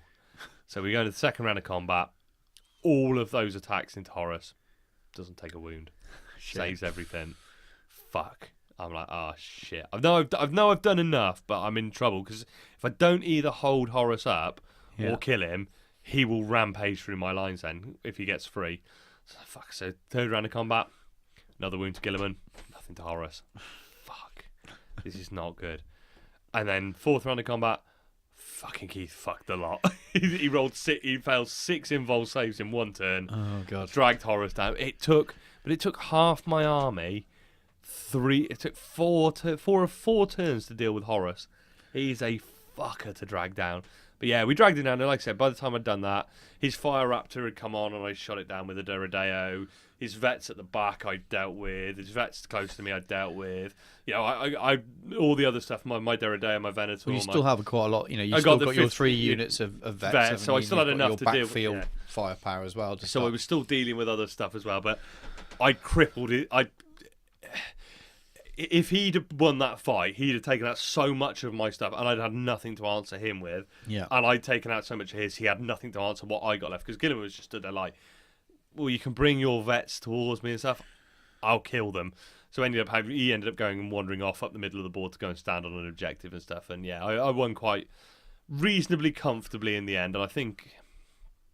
No, he had a couple of vets. He had like 6 or 7 power armor dudes left in the end. It was pretty savage, but fuck, it was fun.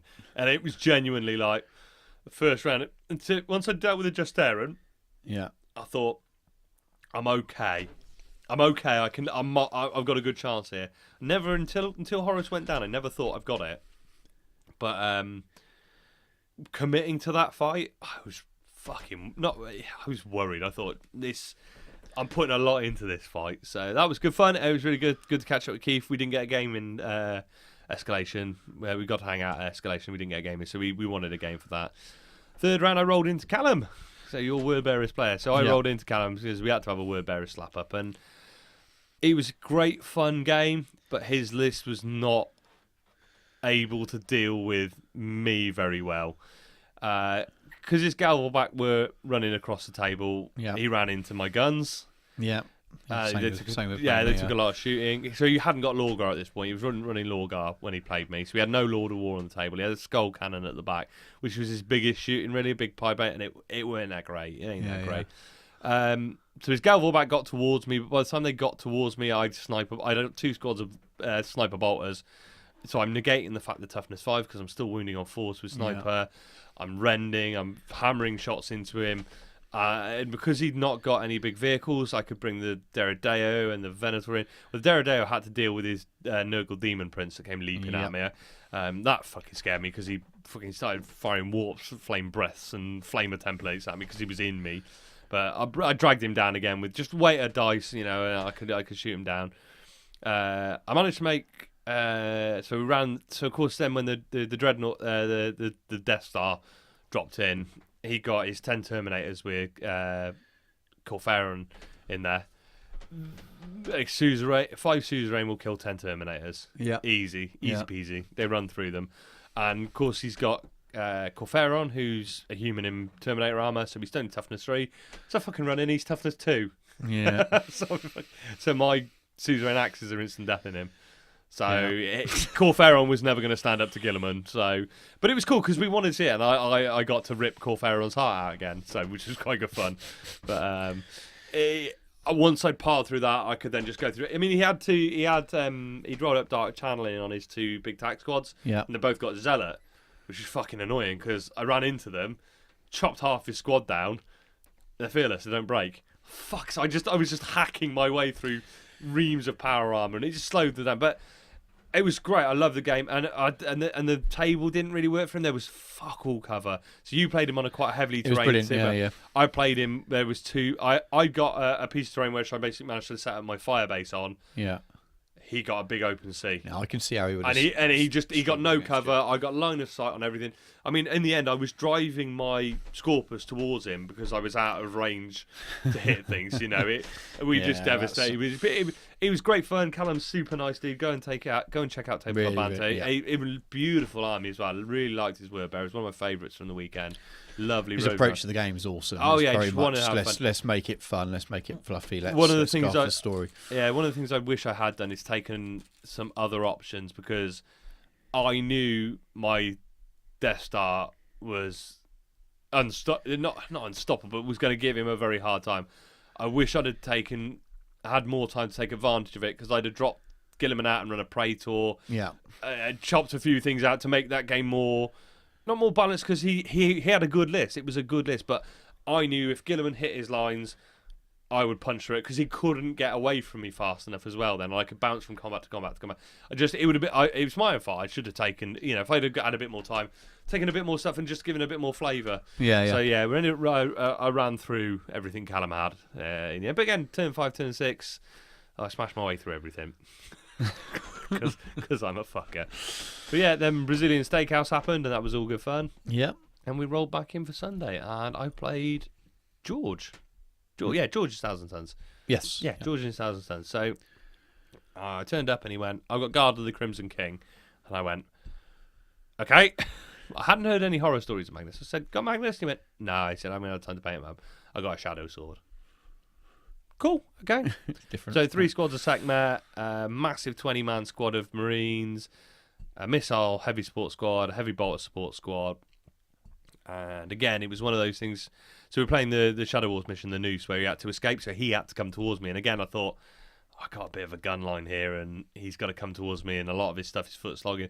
But his Sekhmet were all deep striking, and we know Sekhmet are tough, so I was like, and he got Araman as well, so I thought, well, it's not impossible for him, but it definitely plays into my favour, this list. But I was like, well, I've got to deal with that Shadow Sword, because those Strength D power plays coming out. Yeah. So it's all right. Venator's got to shut it down at a minimum. So how normally happens when I fire my Venator at a super heavy to shut it down? I fucking waff. But of course, being a fucking Ultramarines whack faggot, I gave the Venator Tank Hunter from Guilliman, so I'm getting that pen. But yeah, anyway, so the Venator shut it down, so it couldn't fire first turn because I went first.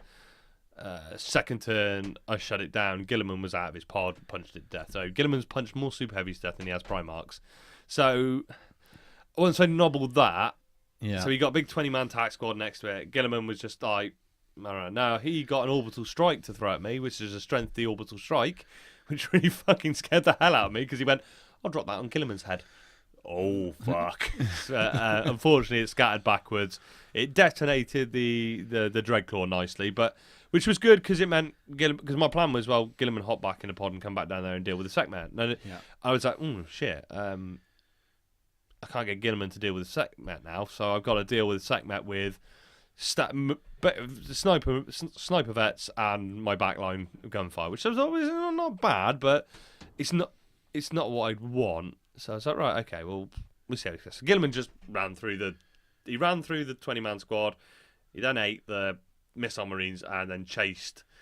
So he got this 5-man heavy bolter squad. I'd been firing at them. They eventually broke, ran away towards the back of the field. Yeah. They came out the back of the building that Gilliman was hacking towards. They popped out the back of this building, still falling back. 2 of them left. Gilliman stands and goes, "Oh, my pistol's in range." And basically just goes, pop, pop, and shoots them in the back of the head as they were running off. I was like, it's really gallant, that. I was really gallant shooting the Marines in the back of the head as they ran away. So, yeah, I didn't do his reputation any favours there. But the Sekhmet dropped in, and it basically came down to a shit psychic phase. George, unfortunately, he dropped 2 Sekhmet squads in, and he got no powers off, basically, with his Sekhmet. And it was like, fuck, you're in... One squad had 20 sniper bolters around it. The other squad had Derideo and my Cortis Dread around it. So he dropped in, got no powers off. So they've not got any of their buffs to their saves, there's toughness or anything like that. So I dragged the one squad down with just weight of sniper bolter fire. So using interlocking tactics from the Marines, from the Ultramarines to make sure I'm putting wounds on. Being a bit sneaky, using rhinos as rolling barricades to make sure he couldn't charge me. I dragged them down. The Cortis Dreadnought ran in. I thought, fuck, this could be difficult because he's got 3 chain fists in the squad. I thought, oh, this could be bad. But luckily I ran in, impact hitted one, killed it with the Hammer of Wrath on the way in, and then managed to punch the other one to death. The other chain fist dude to death. Shit, he still got 1 chain fist. I was like, that could do it. He fucking unfortunately, George rolled and he only got 1 pen. And it was like a shaken. I was like, fuck, I got away with that. So the Cortis is down to 2. Cortis finished off them over about 2 rounds of combat in the end. Just he was really unlucky. He didn't get his psychic powers off. Couldn't get damage to stick on my Cortis. So I ended up dragged that Sekhmet squad down. And so Cortis is left on 1 whole point left. And Araman arrives. But of course, I dragged his other 2 Sekhmet squads down. So Araman arrived and I just brought 30 sniper bolters around him. Yeah. And lined everything up to shoot at his 5 Sekhmet, and it's like, so you got a Scorpus, a Venator, a Dorado, a Cortis, and 30 sniper bolters surrounding 1 Terminator squad, and I don't care how good your Terminators are. Yeah. That's so who was doing the scenario in this game? So George was trying to escape. He was trying to escape. Yeah. So he was running into my fucking gun. So I don't know if we mentioned at the beginning. Yeah, sorry. Yeah, George was trying to escape. So he was deep striking into my lines to get to the back of my table. Right, that's right. So I was just trying to get a picture. See, it'd be very different if I was going towards him because I wouldn't have been able to, my gun line is less effective then. But the scenario worked for me, and I shot him off the board in the end.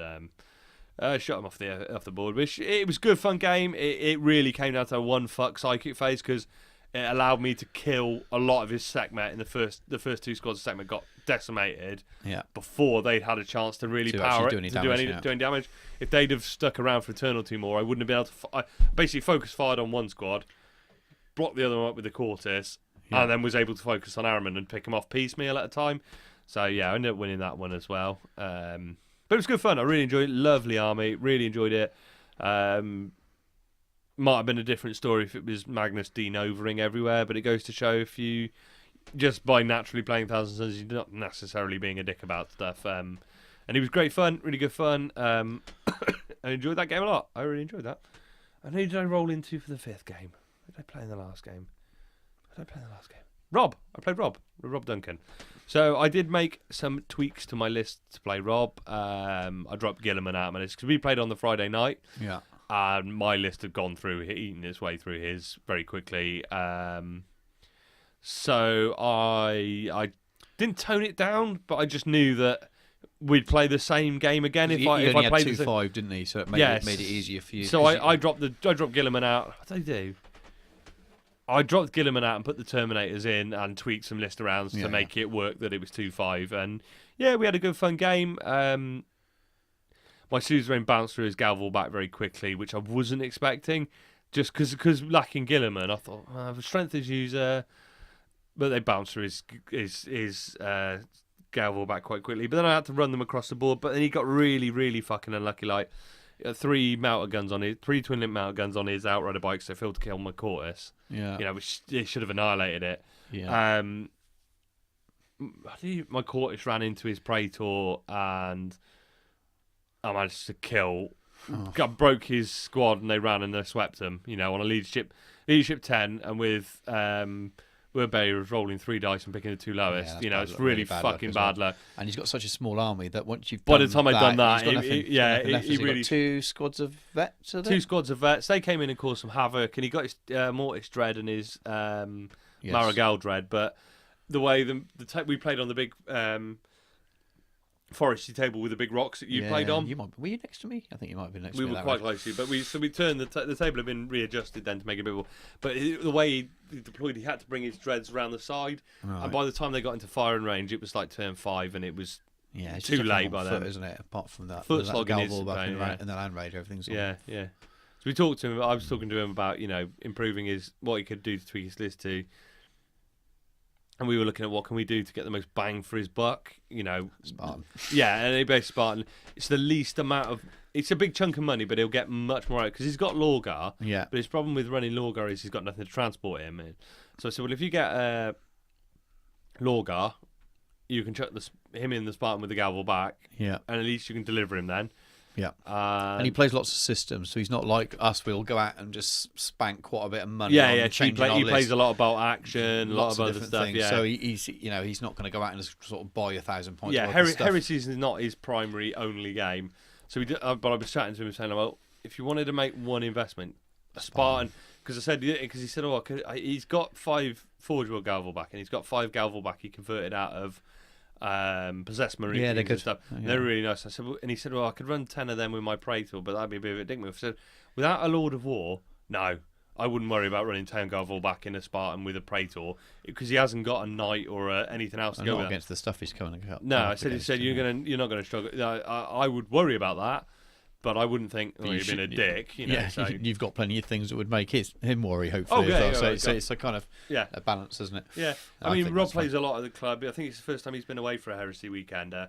And he plays a lot in the club where we have more time to sort a list out that'll work together. Yeah. So I will, if I play Rob, I know what he's going to bring. He brings a lot of infantry and stuff. So I'll bring my list to sort of match, if you know what I mean. Whereas when you roll up to an event, you don't know what you're playing, so you come up against lists that can be a lot stronger than what you were expecting, and there's not the option to make the list up. So yeah, I thoroughly enjoyed myself at Ruination. It was good old fun. Yeah, it was.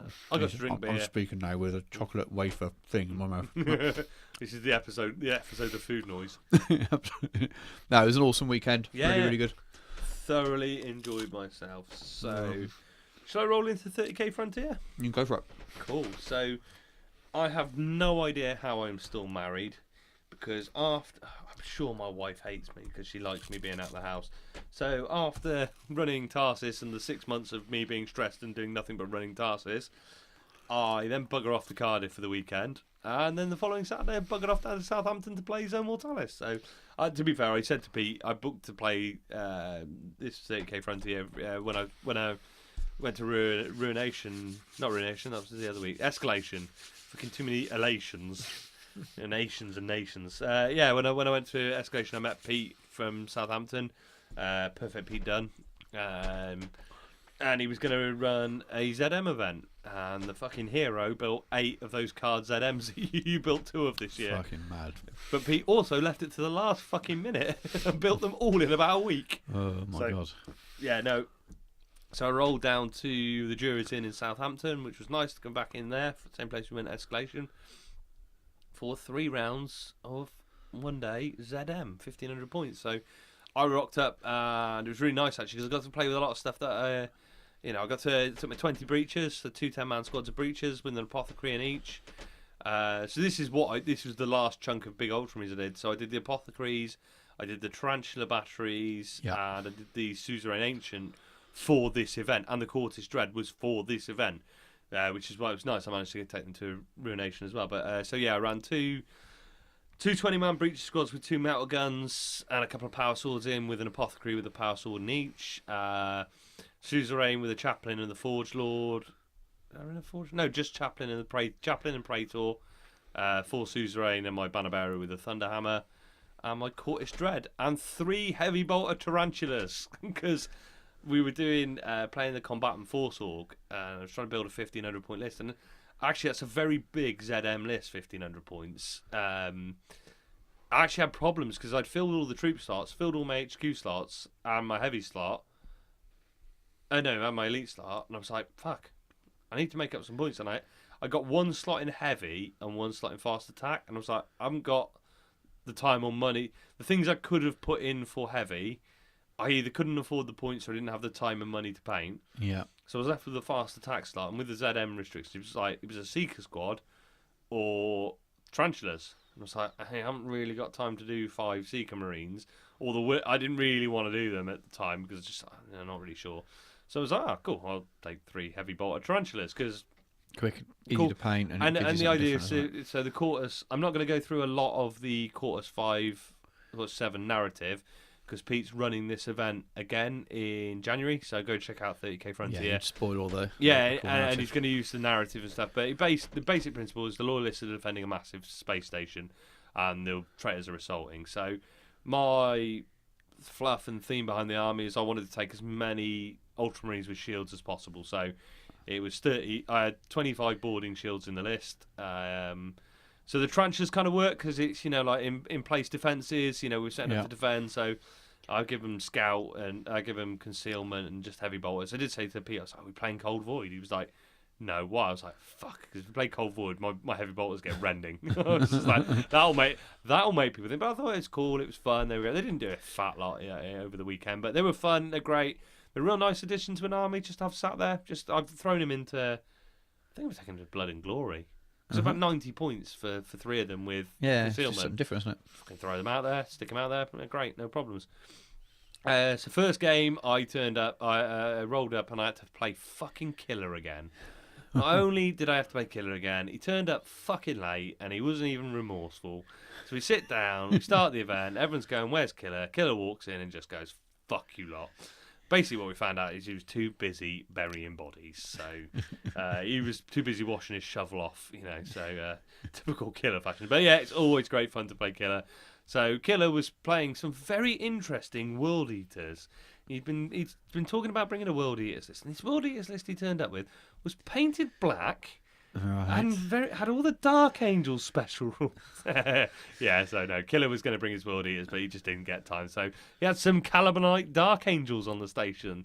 And I tell you what, heavy bolters with monomolecular acids in fucking ZM, when they've got a long corridor to fight on, are fuckers. Yeah, I can imagine. I had to run down a corridor behind my dread, and he one round. I mean, he was fucking unlucky, as with all Killer. When I get some new Geno dice, I'm going to send Killer some new dice because he's fucking hating. Don't send him the Geno dice. Oh, they're awful as they're well. awful. I might get him some decent dice. Of course, when they're on sale, what you buy will be great. Use them for leadership tests. That's so he's you can't roll them for anything because you roll if you need a 6, they roll a 1. When you need to roll a leadership test, it rolls fucking 12s. They're fucking awful. I love them. Yeah. I ran up he got 1 round of shooting at AP1 with heavy bolters, and you think, strength 5 AP1, but it's the fact they put out 3 shots each, so 5 of them are turning out a lot of AP1 shots. And like we've said, it doesn't matter how good your 4-up save is with your Feel No Pain.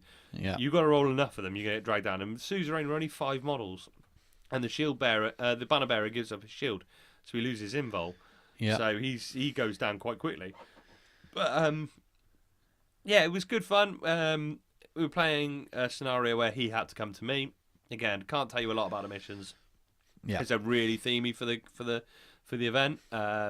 But he had to come to me basically, and yeah, it was pretty savage, pretty back and forth the whole way.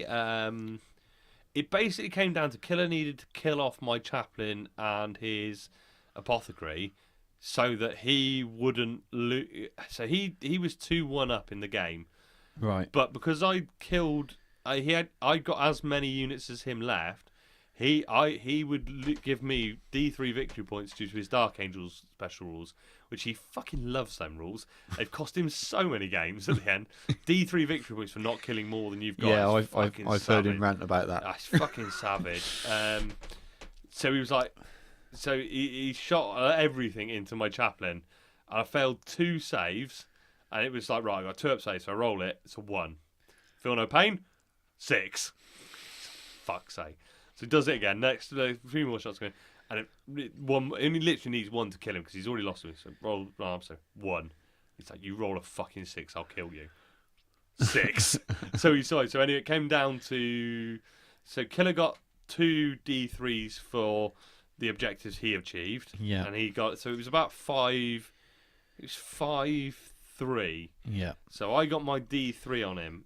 No, it was 5-2.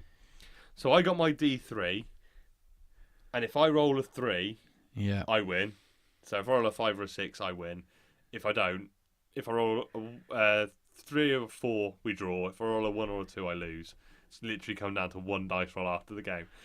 If I'd have rolled a fucking 6, I think Killer might have killed somebody. Throw the dice, it's a 1. So he won by 1 in the end. He's just me that. But it was really good fun. I do love playing Glenn. I do enjoy playing Glenn. He fucking makes me raw. So that was good fun. Rocked out with that. So yeah, pretty good. Took a bit of a battering, and this was nice, cool. Yeah, great. Happy with that. Fun. Rolled into the second game then, and we were playing basically a kill points mission using the enemy unknown special rule. Yeah. Which is, did you ever play Space Hulk? Long time ago, original. So you had the blips instead edition, of putting the models down. You had the blips. Yeah. So you move the blips up the corridor, and when you see each other, you reveal. Yeah. So you don't know what models are coming at you. So we're playing the same. So Zeb will tell us with the blips. And it's in the ZM rules. Yeah. It's fucking great People fun. don't use it often, don't they? Yeah. If you play the ZM and you haven't done that, I thoroughly recommend playing it because you've just got now some units. So we both got Cortis Dreads. So I rolled in against Adam and his World Eaters. I'll go through his list in a minute. As soon as you say it's getting raid, it's going plus, you know what that unit is because you're going to give it away with units. But it was good fun. So yeah, I played Adam against his World Eaters. So he had a bunch of Butchers and the Rampagers. Yeah, a load of Terminators. There was I brought power armor to a Terminator fight. Basically, there were a fuckload of Terminators kicking around this event. So this was Adam, who I actually played in Salisbury in the last game with his Warhound. So it was good fun to get another game in with him. It was an insane game because we got catastrophic damage. Right. And at one point, the table had done more damage to Adam than I had. So he came charging towards me, thundering towards me like World Eaters do. And there's a big clash in the middle, which is his Butchers, my Cortis, and I was bringing another Breacher squad around as well into this fight, and he got 2 Cortises in that fight and his Butchers. Oh, fucking hell. And the thing is, he's coming around me from both sides, so I'm getting encircled, and I'm like, I'm going to get encircled and swept here because he's coming in. So anyway, his Cortis, I got my 3 Tarantulas lined up in front of a door, so he ran his Cortis in to them, charged his Terminators in, and charged his Rampagers into that fight to basically slingshot them forward. He didn't need them to kill him, but they were up, he'd kill them, and then he could consolidate off them, so he gets basically extra movement off it. So anyway, kills the Tarantulas off. They can only consolidate a little bit. The Dreadnought moves up to the door to kill the door, and everyone's sat around him. Roll on the catastrophic damage table. We get the I think it's like Dustfall or Deadfall. Basically, you roll off, and the winner gets to place a large blast template anywhere on the board. So I win the roll. I put the large blast template on his Dreadnought because it hits the facing it comes off. So I hit him in the back. Roll the scatter. Moves to like an inch backwards, so he gets onto his Dreadnought at the back, hits his Rampagers and his Terminators. So roll the dice, pen his Dreadnought, immobilise it, and it's literally taking up the whole doorway. So he's just fucking jammed the whole thing. So his Butchers, his Rampagers and his Terminators are now stuck behind this Dreadnought. I killed off a Butcher, I think, and I killed off a Rampager as well. So he's like, fuck. So he's got his rampages on 25 mil, so they can go through the gap. Yeah. But his butchers on his terminators on 40s can't go through the gap. So his terminators are going to go back. So he's like, fuck. So that stopped me being encircled from the one side, basically. Right. And at the same, so that happens at the start of my turn. So we're going. So my breaches move up. No, that was the end. That was the start of his turn. Sorry, because my breaches had moved up. That had happened. So he goes to charge my. So his cortices go. One of his cortices goes to charge my breaches. Yeah. So reaction fire in ZM, you roll a reaction test, so an initiative test. If you pass the initiative test, you make your Overwatch at full ballistic skill. Yeah. So I passed the reaction test with the breaches, 2 metal guns. Miss with 1, hit with 1. Hit, pen, detonate this fucking Cortis. Oh, fuck. So the Cortis goes up. It's only strength 6, but he rolls a d6 inches. It hits everything. It hits his other Contemptor in the back that's come up. Right. So, right. Butchers, 5 wounds on them. Oh, yeah, there's some wounds. Oh, that's a Butcher dead. I'll take that. Butcher dead and a Contemptor dead from Overwatch. I'll take that. Contemptor, yeah. Hits, so pen, because it's in the back. Yeah. Oh, it's penned it. Bang. It's blown up. Oh, fuck. One melter gun killed 2 Contemptors and a Butcher in Overwatch from an exploding gun.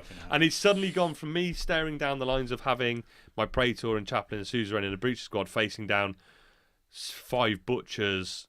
It was 5 Butchers and a Praetor and 2 Cortis Dreads to 4 Butchers and a Praetor. Yeah. And I've got 10 Breachers, the full Suzerain squad, Chaplain, and Yeah. I was like, oh, that's different. Then he fails his charge with his Butchers. So I hit him on the charge then, which is what the Suzerain want. Yeah. Hit on the charge. He killed my Cortis in that fight as well, so I'd lost that. But yeah, so I hit him on the charge. I pummeled through him because the Suzerain hit on the charge like they do. Yep. He challenged me with his Praetor, so of course I said, yeah, we'll have a Praetor fight. And my Legantine Axe took his Praetor down before I survived his Paragon Blade and took him down. And was like, yeah, that's pretty over. So his Terminators are coming back from the Immobilized Dread. So I go round the board. So I drop my Praetor back to counter the Rampagers. Who were still encircling. Sent the Breachers up to deal with the Terminators. Okay. And I got another Terminator squad engaged with my other Breacher squad in the left-hand corner. The Breachers broke, fell back, didn't get swept, and then rallied. And he took his Rampagers back around. Oh no, shit! We had a total collapse, didn't we? After that combat, so we had a total collapse, 12 on the catch runner. Everybody has to take a strength test, or be automatically removed from the table. Oh, nice. Fuck! He lost half his Rampagers, a load of Butchers, a load more Terminators. Took out the immobilized Contemptor, the immobilized Dread. Just fucking annihilated stuff. Absolutely shattered stuff to pieces. So that really that was it then. That had fucked him over. So his Rampagers then couldn't encircle because there were like 2 of them left. Yeah. So they came round with the Terminators. My Breachers dealt with them. My Praetor went back to deal with the other Terminators, and smashed him in the end. But I tell you what, if it hadn't been for that one melter gun, that would have been a very different game because it broke his main thrust. He took so much damage out of his main thrust that I could then push that back and then sweep up the ruins. And the board fucked him over big time. So that was good fun. So we smashed that. And then Pete sent us out the room while he set up for the final round, which was a hell of a surprise, actually, when we walked back in. He shoved the tables and made 2 big 8x4 ZM tables. So we ganged up in teams of 4. And we had a 4-player aside ZM, which was fucking great fun. I joined Team Internet Celebrity. So I teamed up with Johnny, Jason and Brendan from the Sons of Heresy, which was great fun because they've been to our events. I went to Ruination with them, Escalation with them, but we never actually got time to they're all loyalists, we don't play against each other. Yeah. And you don't often get time to play together. Right. So it was great fun. And the 4 that they were playing, so we were playing Rob Medwell from Rob Meadows Paints. Sorry guys, the 3 other guys, the names have slipped. They're completely gone from my mind. But yeah, we played a 4-on-4. We as the Loyalists were defending the bridge, the gates to the bridge, and they had to come at us. Special rules about them recycling reserves and stuff, but it basically came down to a massive last stand. Jason, never play a team game with Jason. Never play a team game with Mullins, because he cannot take orders. So me and Brendan are in the middle, Mechanicum, Ultramarines. Yeah. Johnny to the right of me with his Blood Angels, his Flesh Terrors company. Jason on the left with his Loyalist Thousand Sons. Right. Everybody wait. They've got to come across the board to us. They've got to come to us. Wait. And I'm sat at one point stroking Johnny's head. Go, wait. He's frothing like a mad attack dog. Jason. No, Johnny. Oh, Johnny. Because he's supposed to eat. Johnny's he's a flesh terror. He wants to go forward and eat. He's got Amit, He's got his stunning chaplains. And I'm holding him back. Jason, fucking gone. Thousand Sons went rampaging up the board. Totally lost the one flank of the board to us. He basically got table turn two. They got a history of screwing things up with the best intentions, haven't they? There's Brendan just going, how are we going to hold this flank now? We've effectively lost a player. But it was great. It was really good fun because it ended with Jason had his one robot, his Thousand Sun Psychic robot, who was just rampaging through things because it was totally out of control. No cybernetic cortex. It was all he had left, basically. It was just rampaging around, killing Glenn's Dark Angels in the backfield and annihilating and stuff, and just going wild. Me and Brendan basically had to buddy up, and I took a lot of flack from Rob's Emperor's Children and Word Bearers, and I ended up with 3 models left on the board. Basically stood on the gateway with a load of Thalax and Brendan's Knight Errant, Gabriel Kane, hanging out with us, and we basically held the one. Johnny very bravely tried to hold the last door on the one side by himself, and lost it in the end because, to be fair, he'd taken an absolute battering from these Sons of Horus that were pouring into him. He stood up well, but just weight and numbers dragged him down because they had recycling reserves, so we were killing stuff, but their stuff was coming back on, and their reserve point was moving up. So they were coming up closer and closer every turn. So it was never going to be it was a massive uphill fight for the Loyalists. But it was really good fun. And yeah, it was just their last stand of Mechanicum and Ultramarines at the door, holding the door to the bridge. And it was fucking good fun. It was really good. The game I think the game took a bit longer than Pete was expecting. Yeah. I did say to him, I said, we allow 1,000 points an hour. So of course, when you go doubles, we had 4,500 points aside on that table. Yeah. So 4.5 hours. There's a lot more interactions. People and when you're playing, distractions. Yeah. So we're doing 2,000 points essentially with Tarsis. So 1,000 point double. I'm still allowing 2.5 hours around. Yeah. Because there is that extra time and more stuff going on to get it done. But yeah, generally Pete did a fucking top job. And I mean, I can't talk a huge amount about the narrative, but the production of the event was top class. Yeah.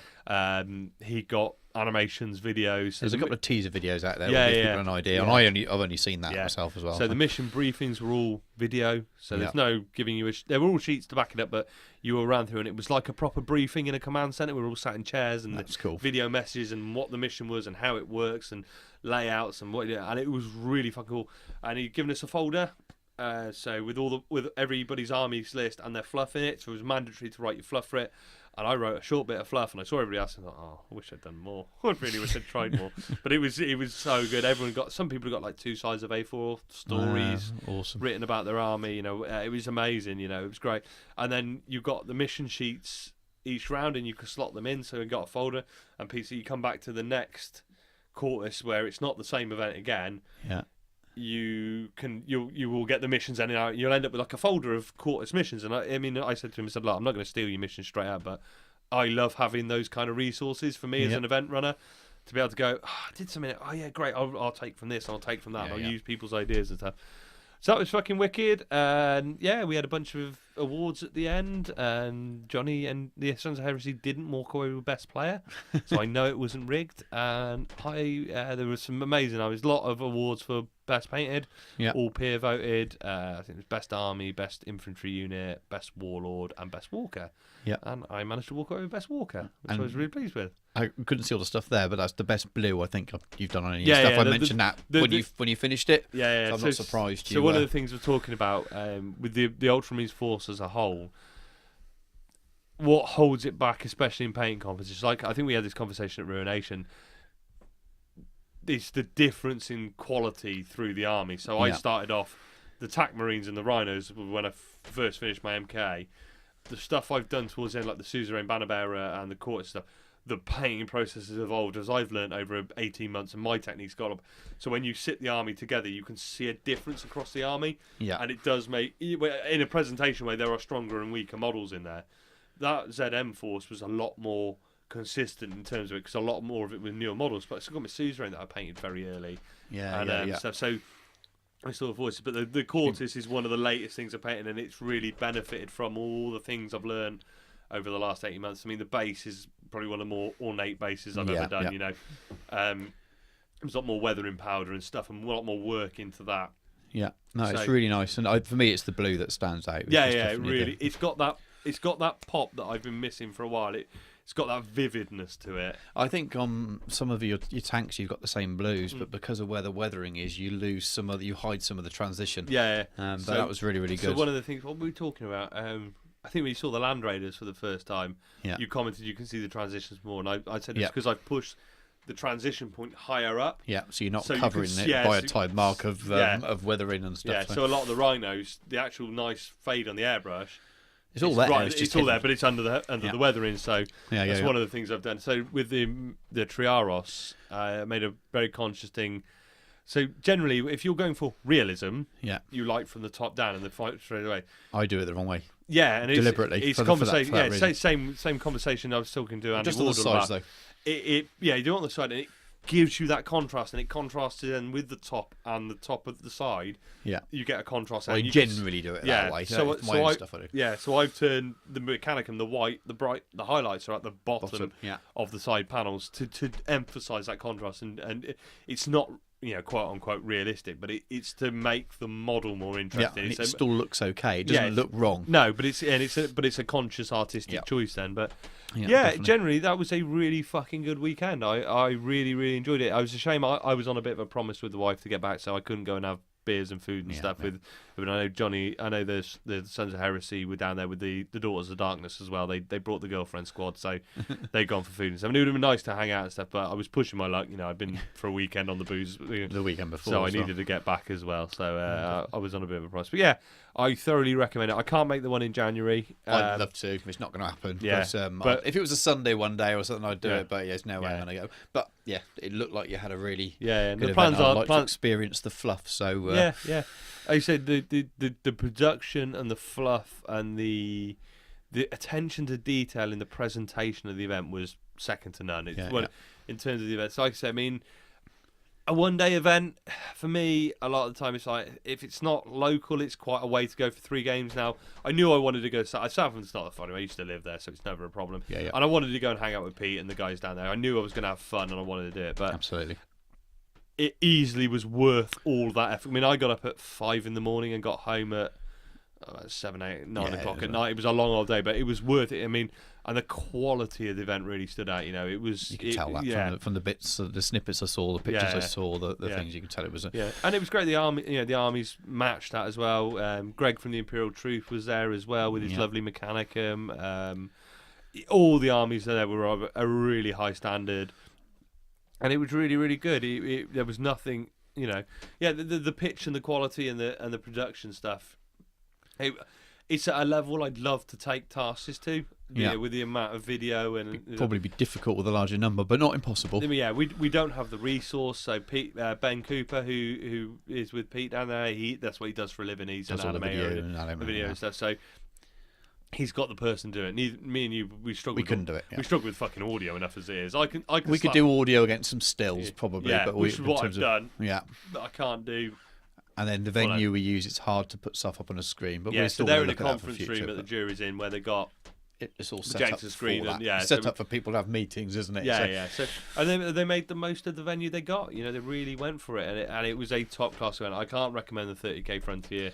I'm definitely going to keep it on the list of things that if I do, if we can get a chance to. I mean, I will be back for the next one. The 129th have got a debt to keep paying. They are the heroes of They are the heroes of 7:15, so they need to keep going. So I think we should, having talked about that, we didn't shout out any of the winners from Ruination. We just skipped straight into. We want to give, because especially as Kurt, who travelled with us, won best sports for the Loyalists. Fuck knows how he did that with the Custodians. Army. Took his loo with him. Duncan got best sports for the Traitors. Yeah. Miles was best painted Loyalists. No surprise there at all. Absolutely stunning army. Definitely got my vote. Yeah. Pete got best painted for the 3000, and it's a candy red, but it's not. It's more muted, isn't it? It's not high like gloss. The Forge World Custodes tone, that muted palette. Yeah, but it's metallic. It hasn't gone so bright with the glossy. It's metallic. It's not candy. Yes, that makes sense. Yeah. That's a good way of describing it. It was really, really nice. Yeah. Who else took stuff? Dunk took another award, didn't he? Yeah, they had the 2 awards. Well, I got one and you got one. They took mine's called Chosen of the Emperor. So it was it's the judge's choice, and it's like a mixture of everything, isn't it? Who embodied the weekend and the army and the. How they, your mixture of hobby and fluff and attitude and everything. I think that's people they wanted rewarded for really embracing the spirit of the event. Yeah. So I got it for the Loyalists, and he got. Good. I'm guessing his was Chosen of the War Master. Yeah. So he picked up for Traitor. So and as he said, I don't know how I won this. I'm a fucking twat. So but yeah, it's cool. Yeah, it was cool. Really good. Yeah, sorry, we did skip through that. Cool. I think. We're going to break up this intro. Let's roll into a little. We call it intro, don't we? And that's more for us on our show notes. It's more of a kind of the general opening section. Ramble. So we'll take a little break here. We're going to come back and because we've got some listener messages and a couple of shout outs, I think. Yeah, some other things we want to talk about as well. So, but we've been rabbiting on for a little while, so we'll roll into a little break and we'll come back. Geno52 is sponsored by Incom Gaming, the new centre for tabletop wargaming in Gloucestershire. Visit incomgaming.co.uk for great savings on pre-orders and all your hobby needs. We stock many gaming systems and hobby accessories and can ship to anywhere in the UK. Incom Gaming is the only UK stockists of the market-leading gaming mats from GameMats.eu. Visit the store and check out how to turn your tabletop into a battlefield. Incom Gaming is based in the centre of Cheltenham and offers tables and scenery for casual and organised play with a fully licensed bar. Check out our events page for upcoming events where everyone is welcome. Save an additional 10% on Games Workshop Heresy products by using the code GENO52 at the checkout. Visit incomgaming.co.uk and help fight the betrayal. Incom Gaming. Come game, shop, drink. To shop elsewhere is heresy. Right. Back from some music. What are we eating then? What do you want to go for? What we got? Well, there's more combos. Do you want cheddar cheese combos? Or should we go for Cheez-Its? Yeah, let's try something different. Smash some Cheez-Its. We tried all 3 of the combos, didn't we? Yeah. I mean, the logical, sensible thing would have been done this before we started recording, but... What, yeah, you mean talk for 20 minutes and not eating, and then as soon as we got record, Cheez-Its. So let's smash it. Everybody wants to Cheez-It. Oh, they're good. They're like bar snacks. Yeah. You've had scampi fries. Oh yeah, of course. We need to send some scampi fries to America. You can't have been in a pub, especially during the 90s, and not order scampi fries. You need to send some scampi fries to America. My mate came up with the best description. He hated them. I love them. We used to go to the pub every Friday night, and they'd eat like 3 bags. One night he said, "You have to eat them." I said, "Yeah, I fucking love them." A couple of, I mean, this is when we were 18, and you could still smoke in a pub. Yeah. So I was sat there with a box of fags. Yeah. 2 packs of scampi fries and a pint of lager. Yeah. Oh, what a fucking tramp was I. So I sit there and he turned around and he said, "I fucking hate them." I said, "I know you do. That's why I like them." He went, "How can you eat them? They smell like feet and minge." Yep. And every time I go to the pub now, I make the wife go and get me a bag of feet and minge. I love them. But yeah, we need to send some scampi fries and some proper pork scratchings out. Yeah, we need to think of some things. If they have any requests, so we'll send 2 packages. I want to send because the RFI is split so far. We'll Scott and Ryan a parcel. Yeah. And Michael and Derek a parcel. So we'll have to come up with something. So if they've got any requests, Problem is, a lot of the stuff, like we talked about before, a lot of the stuff round here is cheese and dairy. Yeah, I'd like to send some real. The stuff I'd like to send, I can't. I can't send them bottles of real ale, and I can't send them cheese, and I can't send them Gloucester Old Spot I don't know. Ryan sent sausages. us, I reckon we could get two bottles of beer in a package. Yeah, maybe. I think you'd have to lie about what's on it, but Yeah. Oh yeah. Yeah. But anyway, should we go into some listener messages then? let's do it. So, my friend Jack at Ambles with Connor, he sent me an email. I've bought a load of models and I've started converting them. Can you make it into a legal force? Yeah. All right. So yeah, me and Jack have been chatting. He's been working on his Death Guard. So if you've seen his Anvils kind of page, you'll see he's been building Beautiful stuff. play crew. And You're his list coach. I've been his painting coach at the same time. It's been quite So good. yeah, so he grabbed a load of stuff and he basically sent me a list of stuff that he got. I should have prepared earlier. Let's see if I can pull his email up. Excuse me, listeners. Here we go, Jack Eldridge. Right.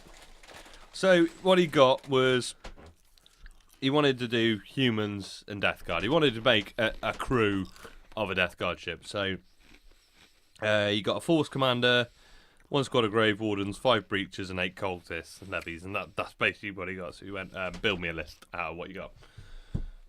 So what did I do? So I said to him, right, you need to get a Delegatus in Terminator armor with the Reaping, run the Reaping White War.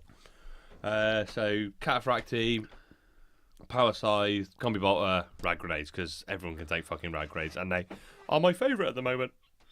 I love fucking Rad Grenades. Then I'm gonna make the 5-man Breacher squad into a 10-man Breacher squad. Yeah. Artificer armor, Death Shroud, Power Scythe, Melt Bombs, Rad Grenades on the Sergeant. Then I also gave the Breachers 2 Flamers with chem munitions in them because everybody loves a bit of Death Guard poison flamers. So get some Rad Grenades and chem flamers in there. Yeah. Then I did a standard 10-man tactical because he also wants this list to evolve, and having 10 Marines is never a bad thing. So Power Side and Rad Grenades on the Sergeant, because why not? And then I gave him the extra close combat weapons, chainsaws as well, to give him some extra attacks on the charge. So always nice. Then threw in a Cortis Dreadnought. I think he's already started building the Cortis Dreadnought because it's got a Carrier's Assault and a Dreadnought close combat. And if I was running a Cortis, I'd give it 2 fists. So I think he started building that. But Cortis with a Carrier's and a close combat weapon, you can never go wrong with hosing down shots with them. Then 2 Apothecaries with Artificer armor, because in ZM you need them fucking Breachers to stick around. Breachers with Apothecaries don't go anywhere. The Vet squad with the Apothecary as well, that'll just help them stick around just to keep going. And Apothecaries are never a bad thing to have on a list. And then 5 Grave Warden Terminators, Rad Grenades on the Master, and a Heavy Flamer with chem munitions, because again, fucking Death Side. And also in ZM, Flamers are savage as fuck. So that was the Legion side of it. And then I ran him an Allied Imperial Militia. So he got a Celt Demigod, so Force Commander with Tainted Flesh and Cult Horde, Tainted Weapon, Iron Halo, Digital Lasers, Cyber Familiar. So he's got Rending, Poisoned Weapon, the usual Rending Cultist weapon, but he's got a 3-up Invol as well. So he should stick around a bit. And then just 20 levies.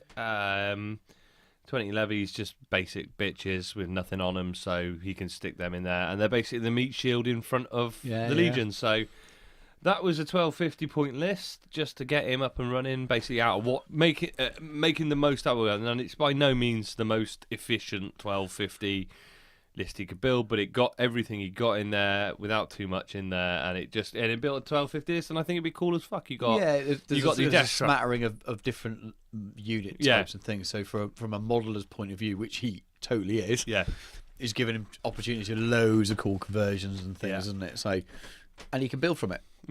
So I might break him when he decides to do a 3K list and realises that those 20 levy needs to be 40 and another 40 or something. But other than that, I think it will give him a real sort of cool base for building, because I know he's going to keep building his army. Hopefully, well, I'm looking forward to seeing some paint on it. So I know he Yeah, wants go to on, get Jack. it all built first, and he's always waiting on a couple of parts. So, but come on, Jack, let's get some paint on now. Start painting. It only gets better once you start being a closer. So cool. That was my list for the month, and then you picked up the other list request we had in. Yeah, so let me read the email because it gives a bit of I'm going to context. fucking eat all of these cheeses. Fucking love them. wait for me to talk and then just they're good, and I think I prefer the combos. And I think in my I don't know. These have got this thing in it that's ridiculous. They got MSG all over them. probably. I think the pretzel combos have been my favourite. Anyway, sorry, list. Rich D Etheridge, I think it's an Instagram name, so it's all in one thing. So God knows where it actually breaks up. So hey guys, I'm hoping you can help me with a list for my 30k Imperial Fists. I'm doing a campaign. I'm starting at 1,000 points. I didn't have any specialist units, but I am willing. So I was hoping that you could give me some advice or point me in the right direction. So I don't know. I got the impression from the little chat I had with him that Rich might be a new player. 1,000 points is obviously really low for Heresy. I don't think I've ever played. I think I played 1,500. Your basic Centurion list is 1,000 usually. Yeah, and that's still quite small. So we were chatting a little bit, and he gave me an idea of what he had. So I think he's got. I had to do the list from the stuff he has. So he's got 10 Terminators, about 40 Standard Marines, a Apothecary, a Praetor, and Sigismund, and a Laser Vindicator. So it's quite. Fair enough. Yeah, it's eclectic. It's eclectic. It's a great base to build. Yeah, from. it's a good base, especially for larger things. I've not put Sigismund in either of his lists, and I've already sent him these lists because he's not going to make any friends trying to. Nah, take Sigismund everywhere. But all you got to do is just make sure he looks like he's been crying from a fight with his daddy all the time. Yes. So I actually did 2 lists. I did him a 1,000 point list, and I did him a 1,500 point list, more to get him thinking, really, because there's not a lot I can. The lists almost write themselves when you've got sort of a limited range of models like that. But just to get him thinking about the different Rite of Wars and things. So the 1,000 had to be Pride of the Legion, really, because you're not really going to be able to do much else. That'll maximise what he's got. Exactly. So I said, look, if you buy a couple of Rhinos, he can run a basic list with a Praetor. I'm not going to go down all of his lists, but he's a well tooled up Praetor with Paragon Braid and all the other things you normally see on a Praetor. 2 units of vets. With Rhinos, with the pintle mounted multi-melter, the usual cheesy stuff that Tom runs in all of his lists, and you can squeeze 5 Terminators in there. Now the good thing about Fists is that you can put teleport transponders on their Terminators. Otherwise they'll be foot slogging across the board and they're going to die. So it actually makes a 1,000 point list a little bit better than it would be if it was another Legion. Yeah, you're gonna. Yeah, if they might deep strike it off the table somewhere, but you just got to not be so adventurous. Yeah, he's got some. And let's face it, I don't know whether he's going to be playing this on 6x4 still. If he has, he's going to have a lot of space to pick where he puts it. It's probably better to play on a 4x4 really if you're only playing 1,000 points. But so 5 Terminators. I've put a couple of Power Fists in there and a couple of Chain Fists, and they got deep strike. So I think. And then I've chucked in his Vindicator because he has it. He's going to want to play it. So that's 1,000 points on the nose. He's got 2 troops. He's got an elites. He's got a heavy support, and he's got a character. So it's fairly balanced. The problem is at 1,000 points, he's going to be complete skew what he comes up against. So he'll come up against one list and he'll absolutely roll over it, and he'll come up against something else and he'll struggle. And it's very rock paper scissors at that kind of points level, isn't it? I mean, for me. If you're at 1,000 points, you're most likely going to be playing Centurion. I would, but I don't think they are. I think, but I think to maximise your game, you play the Centurion rule set. You'd be better to. So the best thing to do with that was drop the Vindicator around. Drop the Vindicator and put a Dreadnought in. You don't need and he owns a Dread. Yeah, you don't need the Rhinos then as well. And you'll get if you say to your mates we want to play Centurion, you're going to come against lists that'll work better against. I agree. I agree. I don't know what they're doing. I think it's I don't know if it's a slow go campaign or something. But definitely, if you're playing at that points level, Rich, go and have a look at the Centurion rule set because it might get you some better games to start with. More and help games. You start off at because you can work from 1,000 points to 1,500 points through to 2,000 points of Centurion. Yeah, and then make the transition from 2.5 to from 2 to 2.5 into your Age of Darkness games then. And it might just... Well, you could do Centurion at 1,000 and 1,500 and then go up to Age of Darkness at 2,000. So I did him a 1,500 point list as well because he's got 40 Marines he can build. And the idea was, how could he use the stuff I haven't used in the first list, so that it gives him a real good base to then add more stuff on to the future. So I there's basically the same Praetor, then 2 squads of 10 breaches, and it's using Stone Gauntlet, so it gives him a. It's the 5th best Rite of War. It fits with their fluff. In there. It gives him all the best buffs. And so it gives him an idea of how he may run a list like that. So there's 2 lots of breaches, all 10 Terminators that he owns. Again, this isn't the list I would write from scratch, but it's going on what he's got. Yeah, working with what he's got. Got his Dreadnought in there, and I've gone. He's going to be on foot, so I've gone the mix of the close combat weapon and the Keres. So you might as well use the Keres if you're a fist. You might as well use for the specialist assault. He's got an apothecary. I've put 2 in. Told him to make a second one because you can run one in each unit of breaches. Really, makes him a real pain in the dick. It does make him a pain in the dick to move. They'd be better if they were bigger units, but I wanted to sort of make it so he could add it on to the 2 lots of 10 vets he's already got. And 2 apothecaries are never a bad thing to have in your collection. And you can still squeeze the Vindicator in, and again, that's spot on 1,500 points. And 1,500 points, with a tank, much more reasonable. It's not too bad. And then you can play around with that 1,500. You could drop the breaches out, you can put the vets back in with the rhinos. The thing is, to go to 2k, 2 Land Raider Proteuses with the breaches in. You won't get the apothecaries in, but you get the breaches in them then. There's another 500 points with 2 models. You're up to 2.5. To go to 2.5, then a big toy, a couple of big toys, loads of stuff. So if he built all the stuff he had, it's not using Sigismund. And he'd have to find or convert 1 more apothecary, and then he's got his Spartan, some Templar Brethren. He's got a 2k list there with what he owns anyway. A Spartan, Sigismund. A squad to go with Sigismund. Bang, there you go. There's your 2.5k list. You know? So there's probably better things you can do. If I was running a 1,500 point list, fluff wise, you want to take the breaches. But you might be better dropping them out and sticking the vets into that list as it is. Maybe I stick with Stone Gauntlet, to be honest, for flavour. I'd prefer it. But maybe even look at making 15-man squads of breaches because they're better in bigger squads.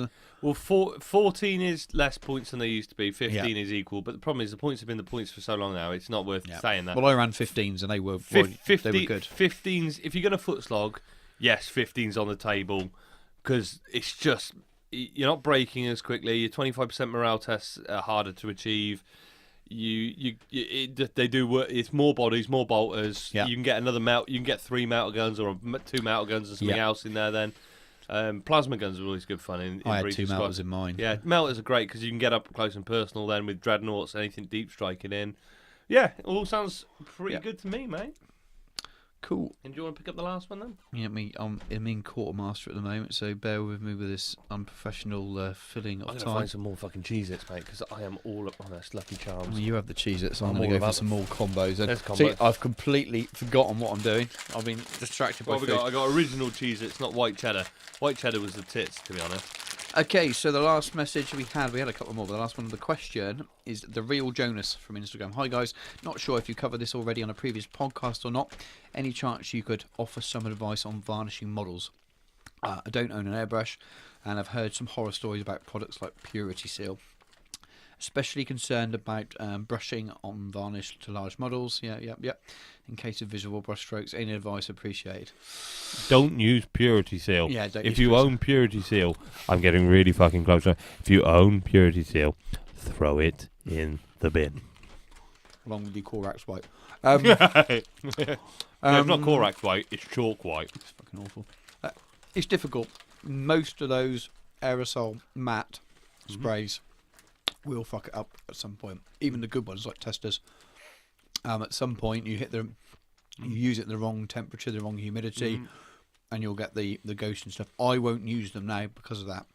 And when I'm painting plastic miniatures, I'd rather run them unvarnished, unsealed, than do that. Now, a lot of the painting processes I use these days anyway, I will use a gloss varnish before oils and transfers, etc., etc. So they've already got that extra protection.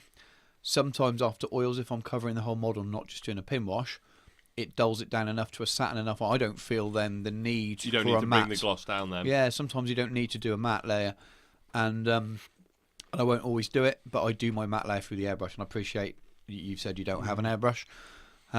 It's actually one of those things that 50 quid off it Amazon, you can pick up a cheap Fox Hunter and a Chinese airbrush Yeah. to just do varnishing with. If you really want to varnish stuff, it's almost worth the investment in it now. You know. To be fair, only you wouldn't want to go anywhere near that. Well, not that you can buy them in the old GW funny airbrush with cam, but you can buy those aerosol self-propellant cans in railway hobby shops with basic airbrushes as well. Yeah. They won't last forever, those cans. But again, if you're just putting matte varnish through it, it means you can use the Vallejo style matte varnish rather than if you don't want to spend 50 quid. That is. So I've had some experience with the Halfords ones. I use the gloss. The gloss is amazing. Gloss is amazing, and I've used Sponsored by Sons of Heresy. I've used the satin as well. Now I will say I've only run one can through, and I used it on terrain. Yeah. But it was fine. Actually, no, I did varnish the Warhound in the end with the airbrush. I did the gloss on the Warhound with Halfords, and it was spot on. Yeah. But I've got a can of the satin. I've used a can of the satin for Halford, and I didn't have a problem with that. But again, I was varnishing in a reasonable temperature, reasonable humidity, all those things.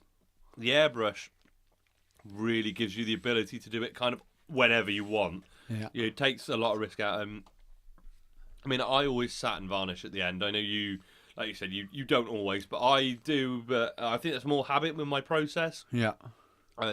The last thing I do, and I use it after watching Miles and Little Legends, I now use it for sealing my powders in as well at the end. So I tend to put powders on last and then go over with a satin finish just to finish the model and give the powders that adhesive quality. Now, nothing sticks powders on forever, but it's what I use for a seal on it.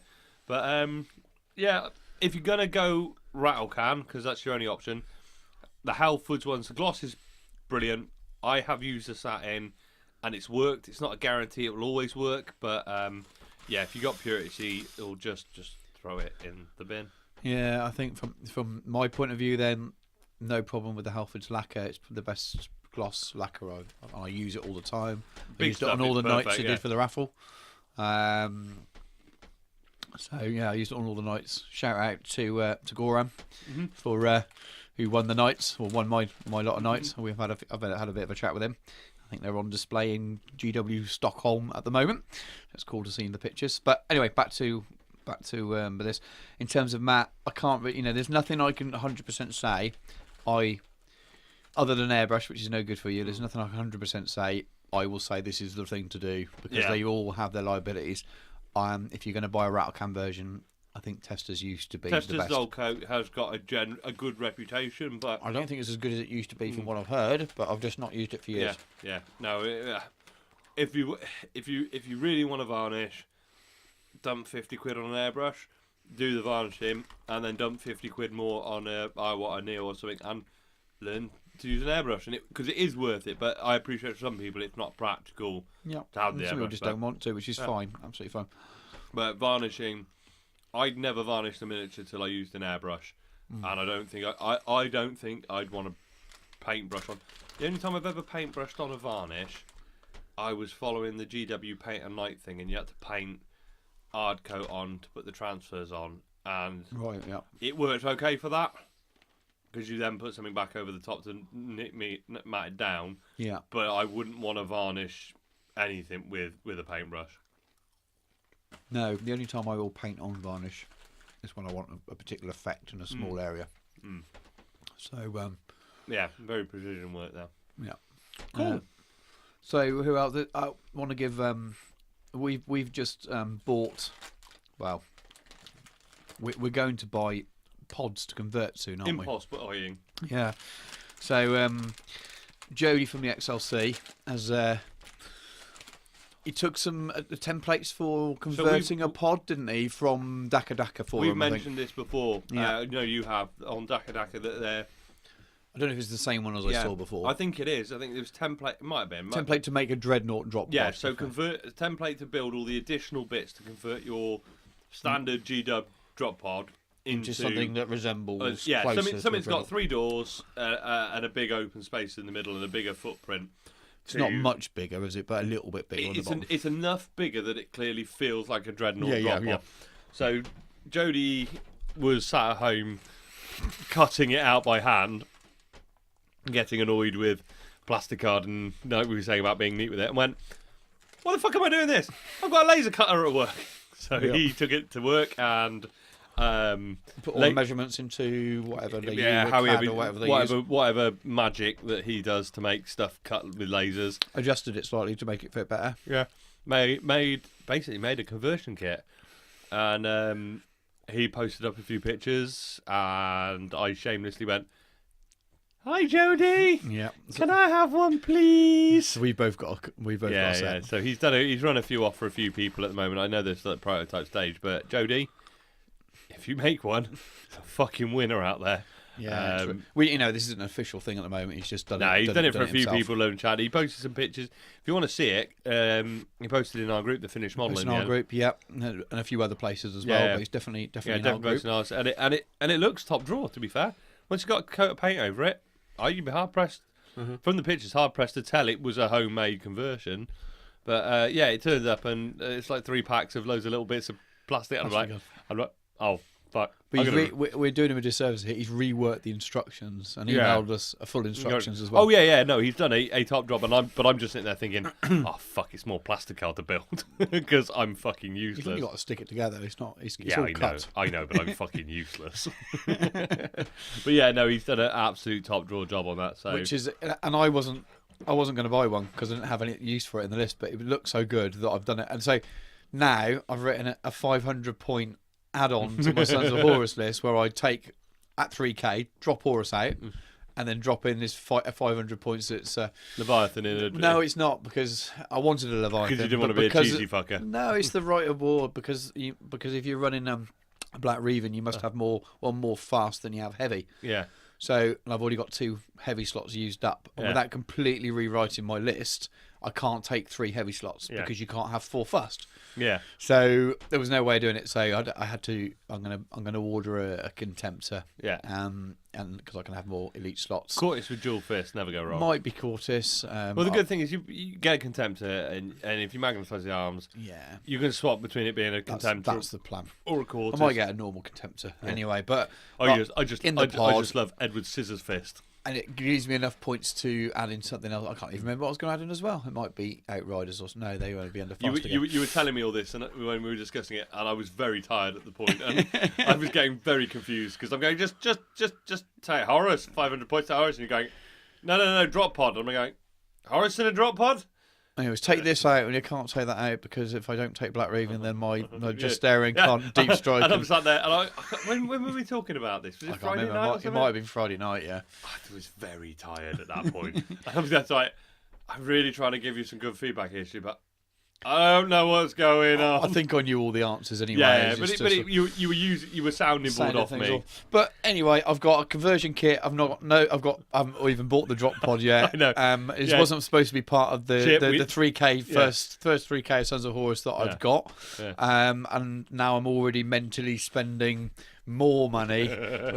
I'll leave it to the new year. I think. Yeah. Me and Stu need 2 drop pods because we're addicts. Oh yeah, that's what it is. I was going to add another bloody tac squad and Rhino, wasn't I? Just another 10-man tac squad. Anyway, that's not very interesting stuff. But just wanted to give him a shout out and say thank you because big shout out because he didn't need to do it because he'd made it for himself and he didn't need to share it and he did. And there's a lot of work. There's a lot of hours have gone into making that. Yeah. The bag of plastic card pre-cut bits that it is for us. Just Stuart here, just adding a little bit of information. After we just finished discussing Jodie's wonderful drop pod conversion kit, I had a little chat with Jodie over Facebook, and he's going to open it up for all of you guys to be able to purchase as well. So it's not going to be on available through the XLC store. But if you want one of the sets of plastic card cuts so you can convert your standard drop pod into a Dreadnought drop pod, and they would be £10 plus postage. If you're interested in those, you need to contact Jody at thexlc.co.uk. So that's the email address. And he will sort you out. I think if you look in our group, you'll see pictures of his. He's posted up in there. You can see how good it looks. and it's definitely a lot cheaper than spending £100 on the gold made, apparently. Resin ones due to Forge World not making them at this moment in time, so really good stopgap thing for people who maybe intend to get the ones when they get back, when the new molds, when they get back on the store. But mine looks great, I think. Well, it will do when I finish building it. So give Jodie an email at jodie@thexlc.co.uk. What else do we need to talk about? We need to talk about Shirt Store. Oh yeah, we can talk about Shirt Store, and then we need to talk about the live stream. Ooh, okay. So, well, the 2 live streams actually. 2 live streams. So I don't know what you're talking about with the live stream, because I'm not on the same page as you at the moment. Fucking useless co I know. Let's talk about the Shirt Store then. So he just wants to make money. That's all he's after. Spreadshirt has gone. There was nothing wrong with Spreadshirt from a customer point of view, but it was a little bit of a pain back end for us to. We didn't have a lot of control over what was put out. So if we wanted to put the mug out, you get 5 different types of mug and a badge and a bloody hat and a teddy bear, and so we were a bit limited in terms like. It's not that we're fine if you want to buy a fucking Geno 52 teddy bear. Fucking no one did, funnily enough. Yeah, go knock yourself. But it felt a bit silly in the store. We wanted a bit more control over, not looking like we were trying to hawk every single piece of merchandise under the sun. We just wanted to put up a few bits that people might actually want. And actually, we found somewhere with a little bit more reasonable prices. Sam from Embers Path recommended Redbubble. I think I recommended it to the guys from Edge of Empire, and they got their shirts before I'd even set the store up. But I know Michael messages and said, "What are you guys going to do?" But so we've got Redbubble. There's 2 colours of design. So you got white logo. You get to choose the ton of t-shirt style and colour. Yeah. Just be sensible. Don't order the white logo one over a white t-shirt, because you're going to be disappointed. But the idea is it was white logo to go on a black tee, but if you want a different colour, and a white tee to go with a black logo. But you can, if you want an orange tee, go for it. Exactly. The black logo's just over one breast, over the left breast, so it's a bit smaller for people that don't like the black sort of more big, heavy metal style. And the white logo is designed to be that the opposite, size one, the full size one in the middle. And then there's 2 types of mug. One's got the bullshit. There's a kind of coffee mug with a silicone there's top. 2 proper coffee mugs. Is there? Normal mugs. There's one. I might look at our store. One's got the Geno logo multiple times. One's got the bullshit and bad hobby advice on. Then there is the travel mug, and that's it. You know, there's 3 types of drinking implements, and then the 2 t-shirt designs for people to choose from. So not loads of stuff. They're a lot cheaper than Spreadshirt was as well. So I think Spreadshirt, the cheapest t-shirt's around £20. The cheapest standard t-shirt on Redbubble is $14.50, I think, off the top of my head. From memory, it's $14.50. So that's it's a little bit. So again, we don't get loads of money from it. We get a small cut, but every little helps. And it all goes back towards the show. Absolutely, and it's got the logos. People might have noticed the logo changed last week. It's basically the same logo. It's just been tidied up. Chip was very kind. He got us the chap who does his artwork. So the original the logo we had was something I chucked together because we needed a fucking logo. We decided we wanted to update the logo, and we needed to update it, and I sort of bunged it together with my limited. Yeah, it's the same. You'd have to look close to see the difference. So this is just higher res, tidied up the image a little bit, made it just a little bit. An actual professional artist has had a look at it rather than my fucking. Just coloured it in a bit where there were bits, but you wouldn't know the difference if you've already bought a t-shirt. You'd have to look close to notice the difference, but it's just been tied up a little bit. But yeah, apparently you can't see the bullshit and bad hobby tea mug unless you enable mature content. Yes. So if it looks weird in the store, it's because you've got to be a grown up to look at our rude coffee mug. Even though the shit has got the I crossed out. But did you mark it as mature, or have they flagged it? I did, just in case they took it. Otherwise, they can take it off. I thought we'll play safe. But so, I mean, you're looking at £10 for one of those. Yeah, links in the same place the last one was, so it's on our pinned page on the tall one as well. Oh, you can have the posh. Sorry, I'm distracted by that. You can have a posh. You can have mug. a tall one, so it's like tapered. That's the word I'm looking for. Yes. It's like a man's butt crack. Eh? Is it tapered? It's been a long fucking day. Mine's not tapered. Yeah, there's some. If you want to tape a At least I know your binoculars haven't been outside my window. I've got better things than binoculars in your bedroom. I will point out it's been a very long day for me. Should we move on to these live streams? I haven't got a clue what you're on about. The two fucking really important heresy live streams that came out from Warhammer TV. Oh, those. Sorry, So I the thought you meant first something that was coming up. No, the first one we had was not Andy. It was Tony Cottrell was on with thing. There wasn't a huge amount of detail come out of that, other than he flashed up the book. But it was a sort of Forge World future releases. Yeah. But the interesting thing that came out of that is we're going to see 2 Primarchs next year. Yeah, There was so. confirmed- But everything was maybe, wasn't it? Yeah, that was a little bit more or less his maybe. stock answer was we hoped to do that in 2018. I think they're hoping to have 2 Primarchs out next year. Well, we know Dawn's finished, Yeah. so it would make I sense. think we see Dawn at Christmas, and then I think we'll see 2 Primarchs next year. I think we'll see the Lion my next year. guess is we will see Dawn at the Weekender. Yeah, they need a big release, Because they don't need they? something with that 'Cause Black Book. So that was the big one for the first one. Unless another one's going to be ready Yeah. by then as well, which Yeah. is possible. Possible, they've been busy beavers. So the second live stream the following week was much bigger because that was looking at the Age of Darkness Horus Heresy. It was. So Andy Hall was Yeah. there. So are we going Age of, Heresy 7.1 or Heresy First Edition? It's both, isn't it? Yeah. 7.1 is a way of describing Open it. what But it is but Heresy's first Age of Darkness First Edition rulebook, and there's been a lot of chatter online about what's going to be changed, how much is going to be changed, what to do. There were only a couple of actual bits of information from it, but multi-bombing was in, yeah, invisibility is out. yeah. So shows they've done some work on it, and I wonder how many other bits. Now, I found really interesting with Andy Hoare on there, it's when they were talking about multi-bombing, they went, well, yeah, we got the FAQ, and they were right. Yeah. The way the rule is written and was intended from day one was single bombing combat. That's what the ruling was. So we had to toe the line because that was what the rule was.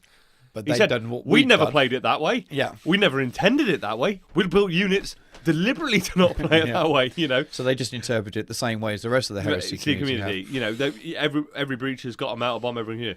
So now they've had the opportunity to write their own rules. Yeah. Multi-bombing's back in, or using. Well, they've been good. They've clarified rag grenades because Yeah. they've said if it's a unit without a profile or a special weapon like a special grenade like rag grenades, you can only use one. So rag grenades don't stack. Yeah. So there's been little tweaks like that. Invisibly went out and the new power mind hell is in, Yeah. which is really good. So instead of making you invisible, one unit within 12 is reduces their ballistic. ballistic. So that game I played with George with his SecMat, if Yeah. he'd reduced my sniper vets to ballistic skill 1, fuck, that would have ruined it because that was what Yeah, won me the yeah. game. So suddenly my sniper vets hitting on 6s, fuck, you know.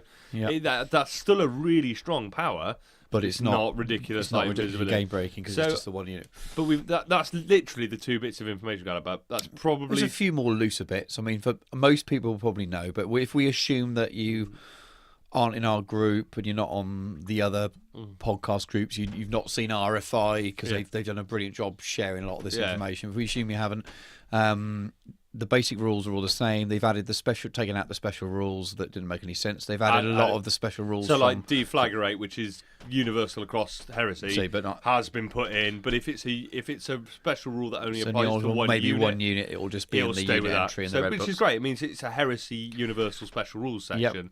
I think the standard missions are in there. The standard Yeah. 6. We've also got the fortification rules in there, So which there's is stuff great. that's missing from publications. Now, interestingly, Demons.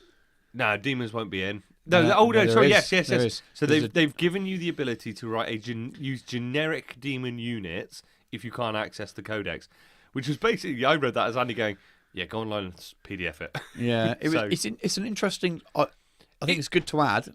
But I if think it's a you're- very interesting stance to take when it still says, I think in the wording, and I haven't read the wording, but he said in the wording, I think, if you haven't got access to the 40k, it's still referring to something that's out of print as the current thing. But which is they're what I- working on the assumption that they're somebody gonna- might well have it because they're a 40k player as well.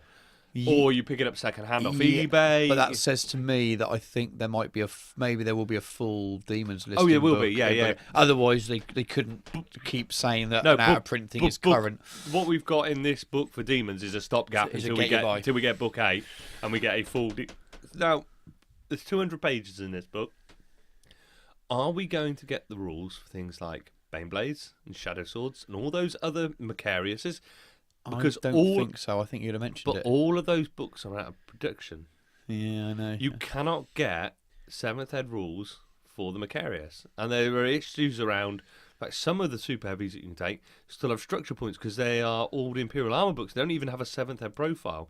I don't think so. I Yeah, think that the Get You By Demons is one page by the looks of things. But it wouldn't be that hard to compile a lot. Now, see, like the Baneblade is fine because the Baneblade's in the militia book. Yeah, that's no problem. It's the Stormlord. There is the Stormlord. But there are ones that you could take. So I wonder.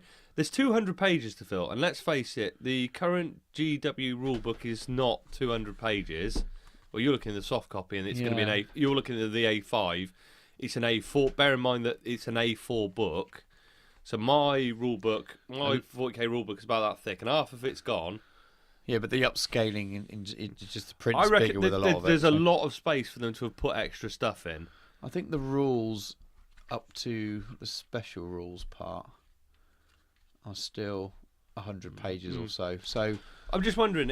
Remember, there's going to be the red sidebars with all the little bits of flavour, fluff, and stuff in there. Just as I said, it would make sense because there are units with no current profile. I'd love to see it. I would love. I think it would be almost a bit too complete, and I'm really pleased that they have made some of the changes that we feared they weren't. Because I don't know about you, when I heard 7.1 as a description at the Warhammer Fest, it felt very much like they're not doing anything. Well, I just assumed they're taking stuff out that wasn't relevant, not actually making the changes to invisibility. So that's really good. It's really positive. For me, to pull those profiles in is less work than what they've done in changing invisibility and pulling in the demons. I rules. agree. So I just don't think it'll be in there. It'd be interesting. I think for me, I think you're more likely to see an updated, because they've done it with the Legionary book. Yeah. They've done it with. So we've had 2 editions of both of the space.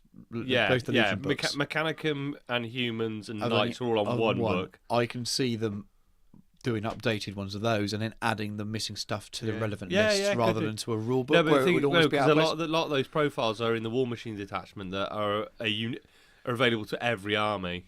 But some of those. But then if they do it, some of those they could do it in the Humans have a book natural home more with, say, Militia and Solar. What I was going to say is they could update it in the Militia and Solar book. Yeah. And it can still be applied to everybody else because the profile's there. People just have to buy those. Yeah, well, why not? Let's buy all the fucking exactly. books. So I think it naturally. I don't know. I hope I'm proven wrong. I hope it's in there, but I think they feel like a good reason to solve. I mean, the militia book needs the Primaris. They got the medic Jovian for Solar Auxiliary. That's never been official. So there's a few. They do need an update. There's a few errors and things they'll need to get. So it feels like that. They're things that they could release. So what's the big thing from me I took from it is I was on the fence about whether I'd buy it or not because I was of the opinion I've got a 40k rulebook in hard. I've got the enhanced edition on my tablet. If it's just going to be the rulebook with bits removed, why do I need to buy it? I'd have still bought it, but I'll get you. Yeah. But now I'm looking at it thinking, but it's got the fortification rules in. It's I'm got excited. The change rules. Yeah. I can't wait. Actually, I think the community took a real shot in the arm because I think there was a bit of lethargy on. We ain't getting a new book and blah, and the 40k shiny stuff was out. Necromunda was coming in. People were starting. I think this has given Heresy a bit of a kick up the arse. And people have gone, fuck, we're getting the game. You know, it feels like we're getting the game the community has asked for. I think so I think it'd be a real good shot in the arm. I think there were some interesting comments made by Andy about why they don't want to go 8th ed. You know, to do with Space Marine vehicles fighting. Well, that's what sometimes the biggest difference is the armour facings. Yeah, that's what Tony said at the Warhammer Fest. And I must admit, at that stage, I wasn't 100%. It felt like an excuse. Yeah, I wasn't 100% sure if that was the main reason. Maybe it was. I'm starting to think maybe that was. They generally, I think it felt more. I think it's because we were so caught up with the news about Alan. Yeah. I was definitely looking for reasons for things in areas that might not have been. Yeah. But Yeah. I think it was very nice. It was good to see them. It felt more like them supporting the decision to stay 7th Ed was something they wanted to do rather than something they had to do. And I think it's good because I think 7th does work very well for Heresy. Yeah. I will fully admit I don't think it's a beginner friendly rule set to learn on. I don't think it's necessarily. I'm looking at the way they're going with Necromunda, watching them learn how to play stuff and Shadespire and how those are playing out and playing other game systems. I've played a lot of Blood Bowl and played some X-Wing and a lot of stuff like that. There's definitely simpler game system, not simpler in a bad way, but more easy to get into. So I've been playing a lot of Star Wars Destiny. Yeah. So it's a card and dice game, playing with a wife. She's not really a massive gamer. We play Destiny. She plays really hard now. She really enjoys it, and that's a kind of because it was it's user friendly to learn. Heresy, I couldn't imagine somebody who's never played gaming a war game before coming in and going, I'm going to start with Heresy. Yeah. But I think it's a very rewarding game system when you play it, when you know it, when you can play it well. I think the game functions very well and offers a level of. I think Freddie was one of the comment Freddie made was, I've got tons of beer and pretzel games. I want Heresy to be involved. That's what I like. I like playing. I love stepping out of Heresy and playing Blood Bowl and X-Wing and cards and things that are very simple. I can rattle through 3 or 4 games. But sometimes I want to get 3,000 points of Space Marines out and have to worry about which way my tank's facing and how I'm going to get that line, that shot, and get that deep and involved into it. And it doesn't mean it can't be fun and beer and pretzel-y. No, but I want that level the narrative involved. side brings a lot of that. I wouldn't disagree. Me, I said I would have been happy with either rule set. I play so little that it was. Yeah, the rules are very. They're the third thing out of the behind painting and collecting the models and the storyline for me. But I'm very happy with the current state we're in. I think it's going to be. I think it's going to be. It's going to be fine, and I hope the rule set will evolve. I hope. Yeah. I hope they there keep will be refreshing a second Ed. Yeah, and that might be the time when they go to the psychic phase. They might tweak the psychic phase with removing some of the worst powers this time. Yeah. They might go back and look at the balance of the psychic phase next time and maybe adjust the mechanics of it. Needs a little bit more defense, I think. Yeah. Actual defense for people without.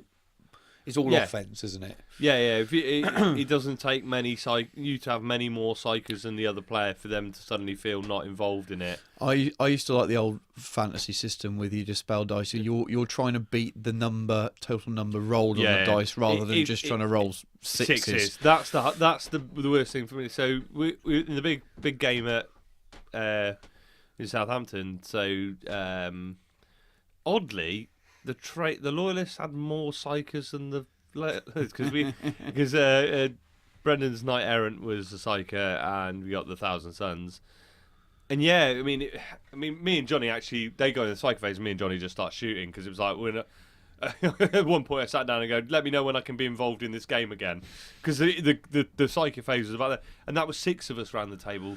Rob Medwell was rolling the defense dice for the traitors, and he was just like, I got 5 dice, right, and then he would do something else for a few minutes and they go, it's gone off 3 times. You're like, it wasn't a bad thing, but nobody was involved in that phase other than them, and that's the boring part of it. When you're playing 1-on-1, you think, all right, well, he's got a phase now, and I'm gonna get 3 or 4 dice, and I've got to roll 6s. Yeah. If it was like you said, I've rolled 12 on my dice. Right, I've rolled 13 and I've beaten you. Yeah, great. I mean, I think it would slot straight in because you're generating the dice. Yeah. So they're so unbalanced already as it is anyway. It's just the dice. So you might say, well, it just gives you. It helps the attacking player the think more about how many. Right, I only need a 7 to get this off. I'm going to do it on 2 dice, but that makes it easier for you to dispel. I used to really love that resource management side of controlling the dice in fantasy. Because when you're using psychic powers in 7th Ed at the moment, you've got a pool of dice, and the decision you're making is, how many dice do I need to throw at this to get the power off without perilsing? Yeah. And there's no real thought of, is the other player going to be able to stop me? Because Yeah. it's so unlikely you're going to get stopped. You don't factor in. Exactly. You go, well, it's the maths used to be right. It's warp charge 2, so I need to throw 4 dice at it. It's warp charge 3, so I need 6. I get the fluff idea from Yeah. it, because what is there stopping it? Yeah. But it doesn't, in terms of 2 people being involved in a game, it doesn't mechanic. create the Yeah. the engagement, and probably adds more and more to when a big spell does go off that decimates or is really important. It's frustrating. It's 'cause even more frustrating for that player. I thought, well, there's absolutely nothing I could do. It was like when I charged my knight into your Bane Blade. Yeah. And I rolled 4 6s on the D table and went, it's gone. Yeah. And you were like, Yeah. oh. You know, it was like, oh, and I went, yeah, charge, hit, bang, boom. And you go, oh. And that happens once in a while in a Yeah. game. Whereas with you got a strong psychic faith, It happens every turn. it's something that can happen Yeah. every turn. So But it's that lack of you were like, oh, there's nothing I can do here. Yeah. I've just got to pick my model up and put it on the table. Yeah. And it's the same with the psychic power. Like the big Magnus D-bomb. yeah, That's 1,500 points in Miami that I could do nothing to stop. Just couldn't do any. And it's that, oh. Whereas I mean, the game with Glenn, where it came down to 1 dice roll at the end. yeah, It's a fucker. But he did everything he could to manipulate that, and I had to make a dice roll. yeah. And even though I was making 1 dice roll, he still interacted through the course of the game to manipulate that dice roll. It's all about having that opportunity to interact with what's going on and not feeling like I've got nothing to do here. And that's what.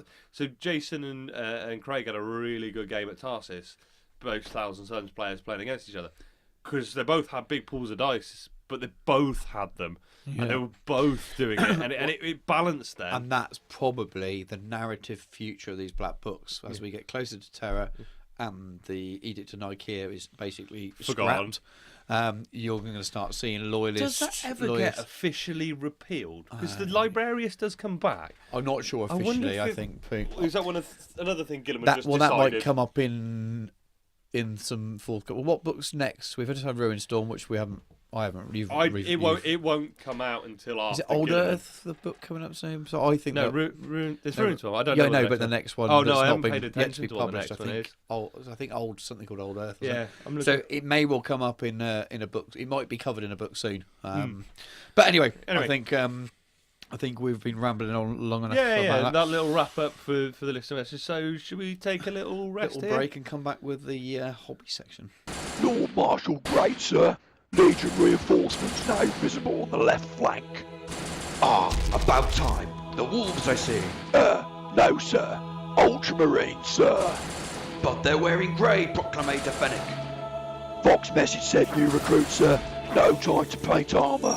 At least the Raven Guard are in black armour. Sorry, sir. That's more Ultramarines. For Emperor's sake, fox them and find out why. Also new armour, sir. Their eye lenses are red, and the bolt guns are silver. 3 colours minimum, sir. What the? Get on the Vox now and tell them to contact Miniature Realm Studio. Miniature Realm Studio, sir. Yes, Fennec. Miniature Realm Studio offers a commission painting service, competitive rates, and a range of painting standards to suit most budgets and requirements. Yes, sir. I suppose they do say that fully painted is for closers. What does that even mean, Fennec? I don't know, sir. Miniature Realms Studio can be found on Facebook, on Twitter at Miniature Realms, on Instagram at Miniature Realms Studio, or just drop Stuart an email at miniaturerealmstudio@gmail.com. Welcome back then, guys. We are actually going to get one proper section in today. We are going to go into bullshit and bad hobby advice. So something I wanted to talk about, I think we might have touched on in places before, but I think it's something we wanted to give a bit of focus to. We want to talk about basing your miniatures. Yeah. Because I think we've both chatted, and I think it's come up before, and it's about a model's not finished till it's based and, very importantly, rimmed. Yes. You know, so we've talked about rimming, and I know it came up in the group the other day about, not being finished till it's rimmed, but I think we want to talk about actually basing. Yeah, So what would you consider minimum? The minimum amount you need to do to have a based miniature? Goblin Green. To be honest with you, I haven't really thought of it in terms of minimum. This isn't, I'm not. Well, let's talk about because we have minimum in terms standards of for not approaching it into the minimum standards for for an event Yeah. will be some kind of. To be honest with you, if someone turned up with a flat painted grey base with a black rim and the model was painted, you'd have to allow it. And that's what we say. That's all. That's all basing a miniature is that's as low as it needs to go. But yeah, I'm. So what would you? What would? So I mean. Let's talk some simple basing techniques. I was going to say, I've not really come into it thinking about it in terms of what's a minimum painting standard. You could get away with that. I mean, basing's evolved a lot over the years. So when I first started gaming, you were gluing sand to a base. You were painting it green generally, no matter what miniature it was, and you were then dry brushing it with a slightly lighter green on the top. Yeah. And then you were painting the edge goblin green. And then that kind of evolved into painting the edge a different colour when GW likes its brown for a while. Yeah. And then you started seeing people adding a little bits of flock. And then the people realised, it's easy, I can just cover the whole base in flock and then paint the room. So all these things work. Yeah. For me, I like adding a contrast in colour to the main body of the model and texture. So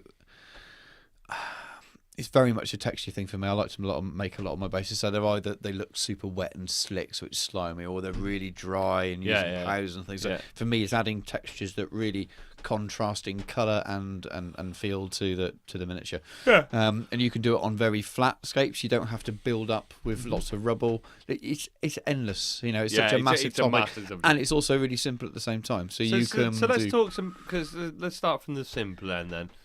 Basic techniques. So one of the best basic techniques is texture paint. So GW do a range of texture paints. Yeah. You're Don't buy not them. a massive fan of them, mainly for value. It's just for value for money. Yeah. You can buy massive tubs from Vallejo. So they do quite a few ranges, but they do something called earth texture. Yeah. And that is basically sand and paint mixed together the same way as the GW is. Yeah. GW texture paints. So you would paint that on the flat area of your base, or some of the flat area of your base, and then you can wash that and maybe dry brush that, or add powders and things.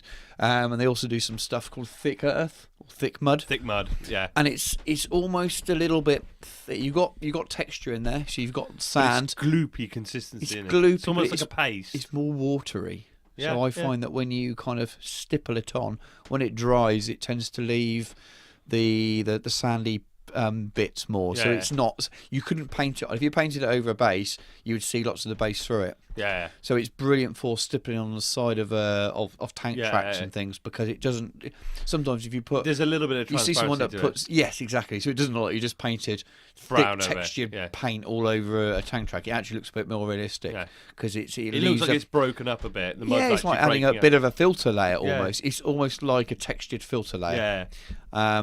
So the two together work really well. Yeah. There's so many combinations, but it's about thinking about what battlefield do you want your model to be standing on. So you've just done a very desert base with your Mechanicum stuff, which is probably different than you've ever done before. Maybe. Well, the other consideration to make with basing colour is the actual colour of the miniature. So my Ultramarines being a very bright blue, I've gone for a dark grey base because it contrasts and keeps a focus on the miniature. Yeah. The Mechanicum being white, if I put a dark grey base on it, it wouldn't have done a lot. So putting a sand on it was a contrasting colour. It was also a bright colour that sent the light back up into the model to accentuate the model from underneath as well. Then, so working with the, yes, definitely go for theme. What do I want my Death Guard fighting through a ruined city? Are my Mechanicum fighting on Mars? Are my Solar on a void station? Whatever. And it's not say, if you paint this colour, you should use this colour base. But you might look at the colours you put into that always, void station base to say what colours are going to complement and work with the colours of the model as well. And that goes for mud as well. Mud is a full range of colour. You might think, right, well, I want a muddy, but actually I need it to be quite a light colour mud because I've got a dark art model.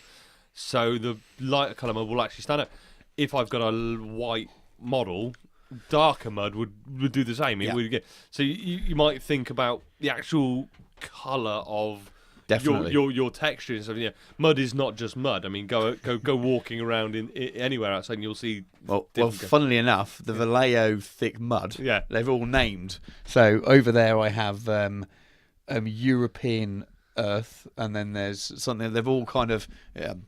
French earth on a summer's day in June earth, and it's not quite that detailed, but they do lots of different shades, different kinds of muds from different soils are different in different parts. Vallejo do a lot of stuff with military modelling. Yes, that's their primary range. Rather than fantasy models, they are military models.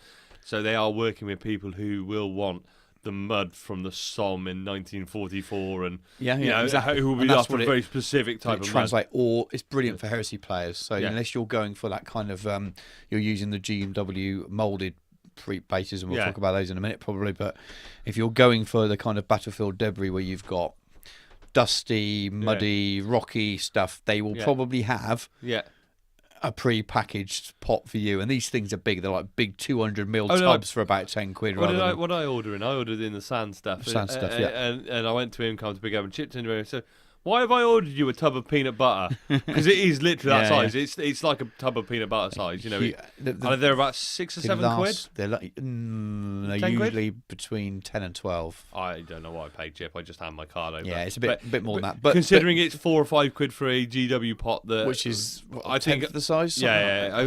They look ridiculous next to the ones I bought. The GW ones I've got that are sat next to my massive peanut butter tub of Vallejo. Well, I buy one of these things, and they last me sometimes a couple of years, and I was doing it for work. They last me forever. They're really, really, really good. So it costs quite a lot to get the range because they're all 10 quid a go. I'd like to have all the 20 that they do, but I'd be you're buying blocking them a couple of £100 on some base and stuff. But you're buying them in as and when you need them, aren't you? You buy the bit absolutely. Buy them in for projects, and then I've got it in my range as it goes on. So.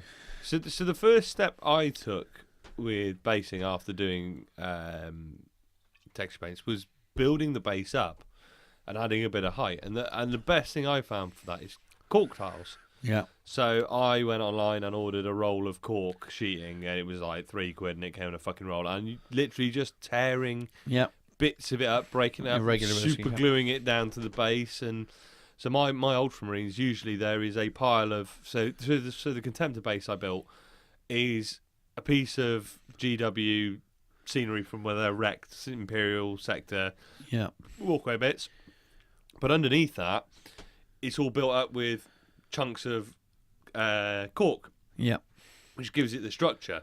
I then do other things over the top to break that texture up, but the core of it, all my Marines are stood on a piece of cork basically. Yeah, and it's great as well because you build it up and you leave a little pin in their foot.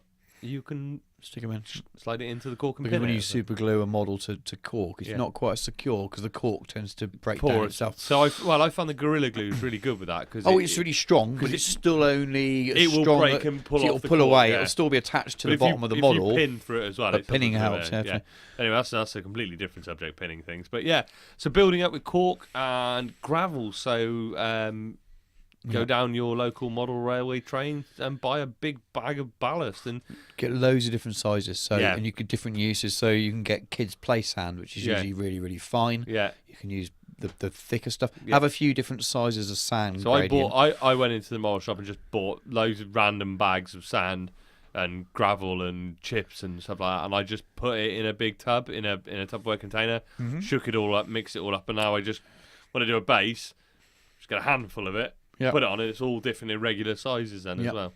So just mix it up depending on what you want to do.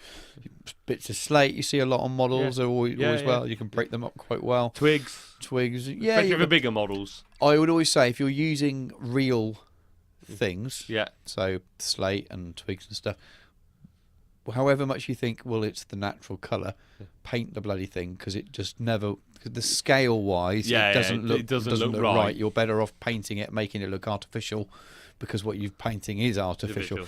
And you can match the tones. You don't see that as much anymore, but a few years ago you'd see people with a bit of trill on their base and a twig and a bit of that horrible fake moss stuff. Don't get me wrong, that that's better than nothing. But if you want it to look a little bit more realistic, then plaster of Paris. So Yeah. I buy plaster Paris, mix it up, and put it on a baking tray on foil, and then just smash it up, and it breaks up into irregular pieces, and so that looks like smashed concrete, and that's really good to then build up with sand and glue and bits of plastic card from the railway shop. So you got like girders and pipes and lollies, all these things, all kinds of crap. Yeah. So the other one I use a lot is polyfiller. So spag filler, I think the Australians call it. It's basically the filler you use to fill cracks in buildings.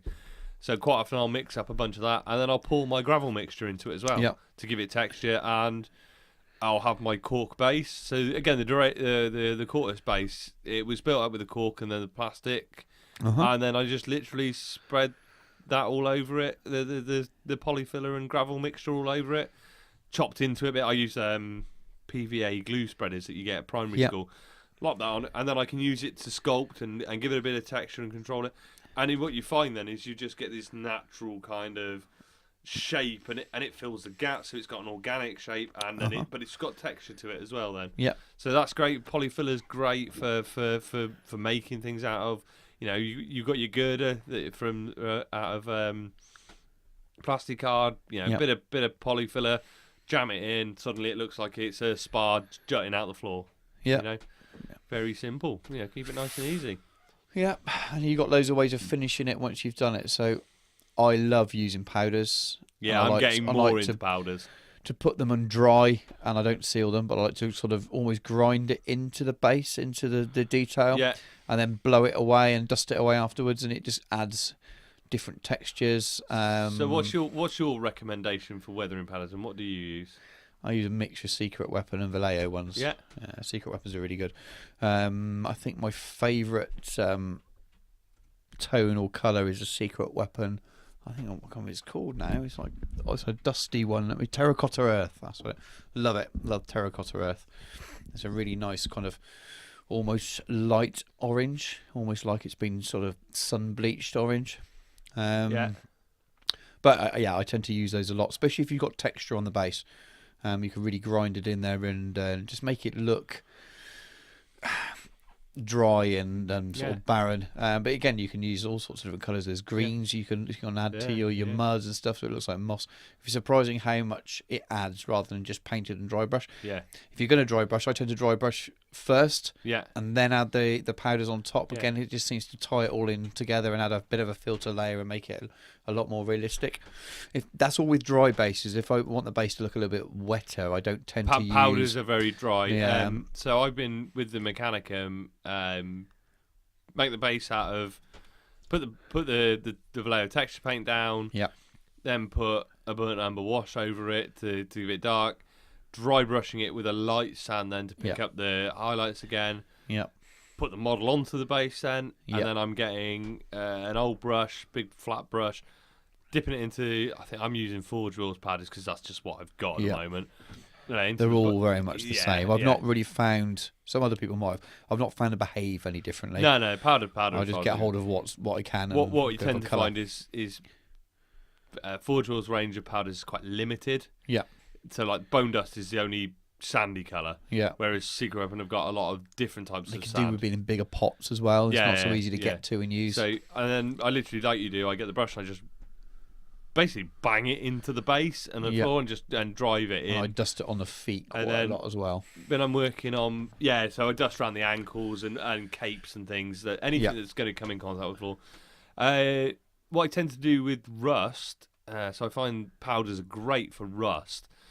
Forge World, they do have range. They've got light rust, age rust, and bright and orange rust. Yeah. So for 3 different. So I tend to just tap them all into a pot in a random mixture. Yeah. Mix it up with a brush, and I'll dry brush it over the metals. So I will tap off the excess and then dry brush it into the metals.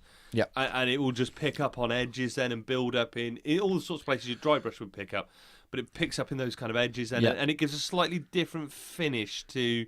Where you're mashing it into the base, you're pushing it into the detail, and it creates an earthy feel. Dry brushing on it will streak the powder as well. Then, so you'll get less of the texture, but you'll take the colour and drag it out. So you get sort of rust streaking effects then. Well, you can do rust streaking with your powders as yeah, well. you can dab it dot on them and put run it white down. space on. I find the oils are more better controlled. It's easy to for that. control and less likely to rub off. So Yeah, it's but for powders, over the oil streaking and in the metals as well, it's easier to apply. I find it easier to apply a rust effect to a larger metal patch with powders than trying to do a large rusting oil. I find oils are good for little patches and streaks. Yeah. The powder I can do, so the Triaros, where you've got the gaps in the side panel, there's a lot of powder dry brushed into that, and it just picks up on all that area. And the good thing as well, because it's powder, where I overspilled, you can just run your finger down it and wipe off the excess then and control it quite nicely. Off, blowing hard and then go with a clean brush. Oh, and that's blow, what I tell you. dust it off I as well. mash it all into the base or put it on, and then a good blow on it, and it takes the excess off. And if that takes a bit too much off, we'll just add a bit more on, and then Goes everywhere. Yeah. Don't it's a rub hell of a your nose mess. afterwards. Oh, it's a hell of a. I'm gonna have to chuck out my cutting mats because I've done a lot of powders the last few weeks, and they're fucked now. There's just powder everywhere. But it really what you've got to accept with powders as well is they will not last. They don't last forever. No. I stopped doing it on a lot of my basic ultramarines. So a lot of the TAC marine stuff, I didn't put powders on them, knowing they were going to get handled a lot and used a lot and come off. Yeah. So I tended not to use them on that because it was just me going, well, I'm going to spend ages doing this for it to come off again. I'm doing it more with the mechanical because they're much more of a showpiece army, and I don't think they're going to get the same level of usage. So, but if I was saying, right, well, I want to take the Ultramarines out and really show them off, I'd go and reapply the powders to them. Yeah, I mean, it stays quite well on the base. Especially On the base, so much. If you're handling a model by the shoulder pads, which you tend to do a lot anyway, it does tend to stay quite well. But it's just a decision I made with it. Absolutely. But you have to accept that your powders will wear over time, and it might only be once a year if you're using quite a lot. If you want to keep them in that condition, you might have to go back, and it's not going to be reapplying them totally. It might just be touching them up, adding a few bits more. That's right. Yeah.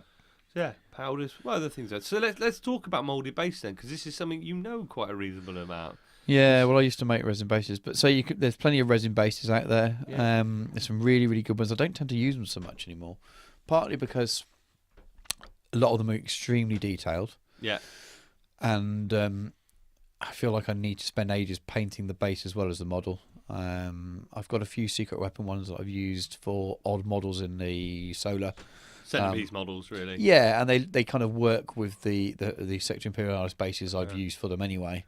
So that's the other side. It's the GW now produced the plastic pre-molded ones. You've got your resin scenic bases, and there is now these plastic bases, which are awesome as well. Really, really detailed. I really like them. Yeah, I've seen fucking loads of them now. Yeah, and there are only so many ways you can paint them and stuff, which is by no means a criticism because the people who use them are absolutely fine.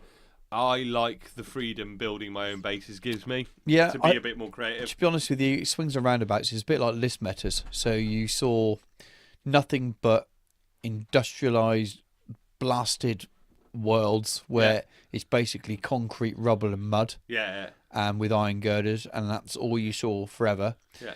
And now you're seeing these plastic pre-molded bases everywhere. Yeah.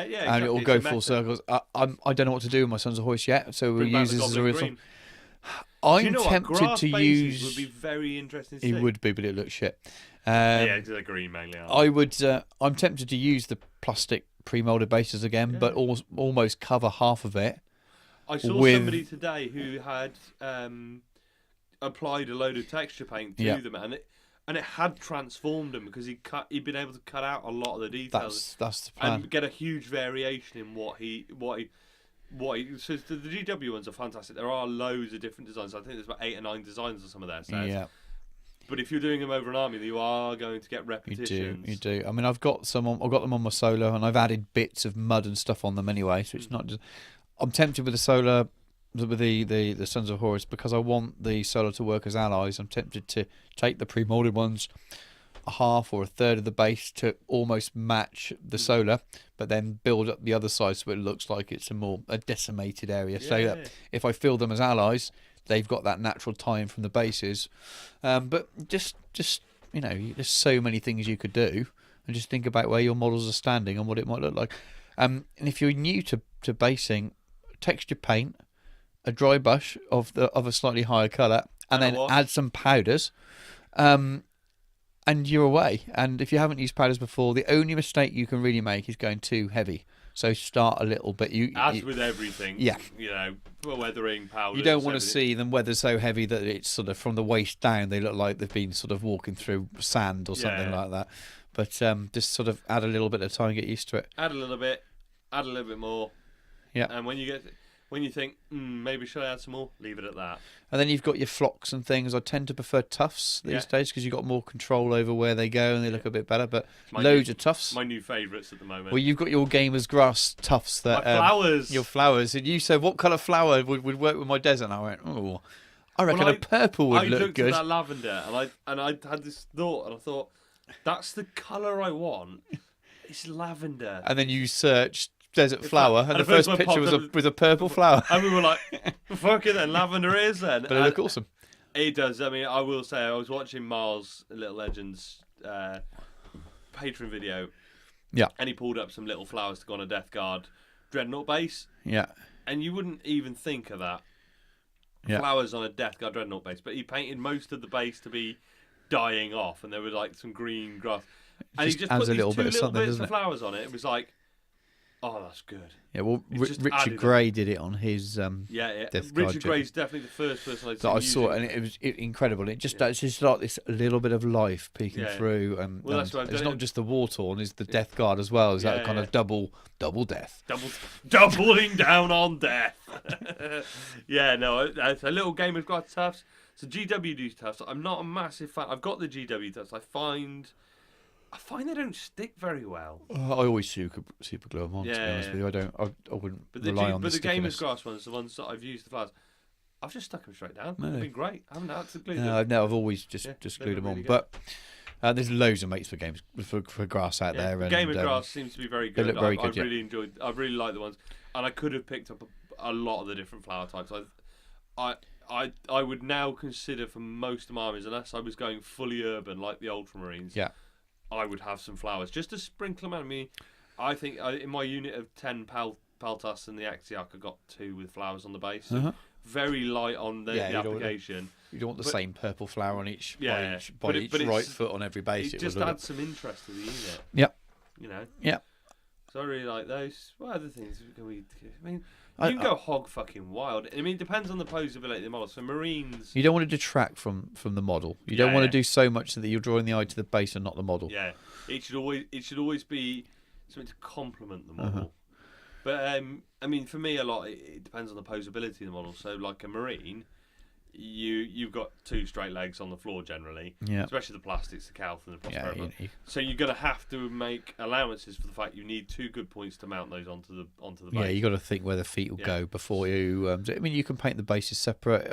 I do a mixture of both. I wouldn't say there's a right or wrong way. It depends on the project. Yeah, I've ummed and ahed because what was I umming and ahhing about the other day about doing? I think it was the Thalax. I thought, because they've got very spindly feet. I thought, can I drill those to get a pin in the bottom to mount them on the corks? So should I just stick them to the base? And I decided to drill them in there because of the way I'm doing my texture base with the texture paint. I wanted it to feel like that, and I'd also stuck some bits of rubble on there. So I got some GW building kits. I got like a one of the bits you can put on the top that feels like the parapet at the top. I just started hacking it a bit with some pliers, ripped it up, stuck it on the base, and then built up the texture paint around it. Because I was doing that, I knew I needed them off the base so I could paint those bits. Yeah. So I kept them off, but so like a lot of them, they could have been on the base, and it wouldn't have made a difference. And actually, if you're using texture paint, especially if they're stuck to the base already, and the paint goes over their feet, it does make them feel more connected. Well, I was just going to say they're not standing on the base; they are part of the base. Yeah, you don't want to cover the feet, but you want to make sure that they're in their environment, not kind of hovering above it. Yeah. So that's something that. It's not terrible, but you can, if you just sort of... Especially with texture paint, if you go for really quite heavy, a ripple on it or something. Yeah. If you think about it in real world, if you stood on ripply mud, your foot goes down into it. Yeah. If you don't stay above that, which obviously dry texture paint is rigid enough to hold you up. It doesn't have that squishiness. So you might well say, I'll stick the bell down to the base.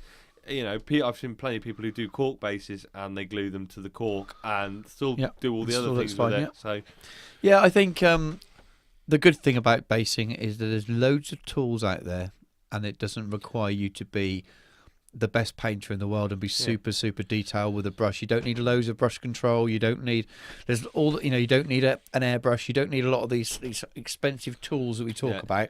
And it can really turn. You can really finish a miniatures properly. You might have a very basically painted miniature, but you add a well constructed base, add some powders and things, and it will really make your army great and tie it together. That and model. If you rim those bases black like you should be, then you really Dave Gordon. Then it'll. Let me throw a hand grenade in here and then basing then. Yeah. Clear bases.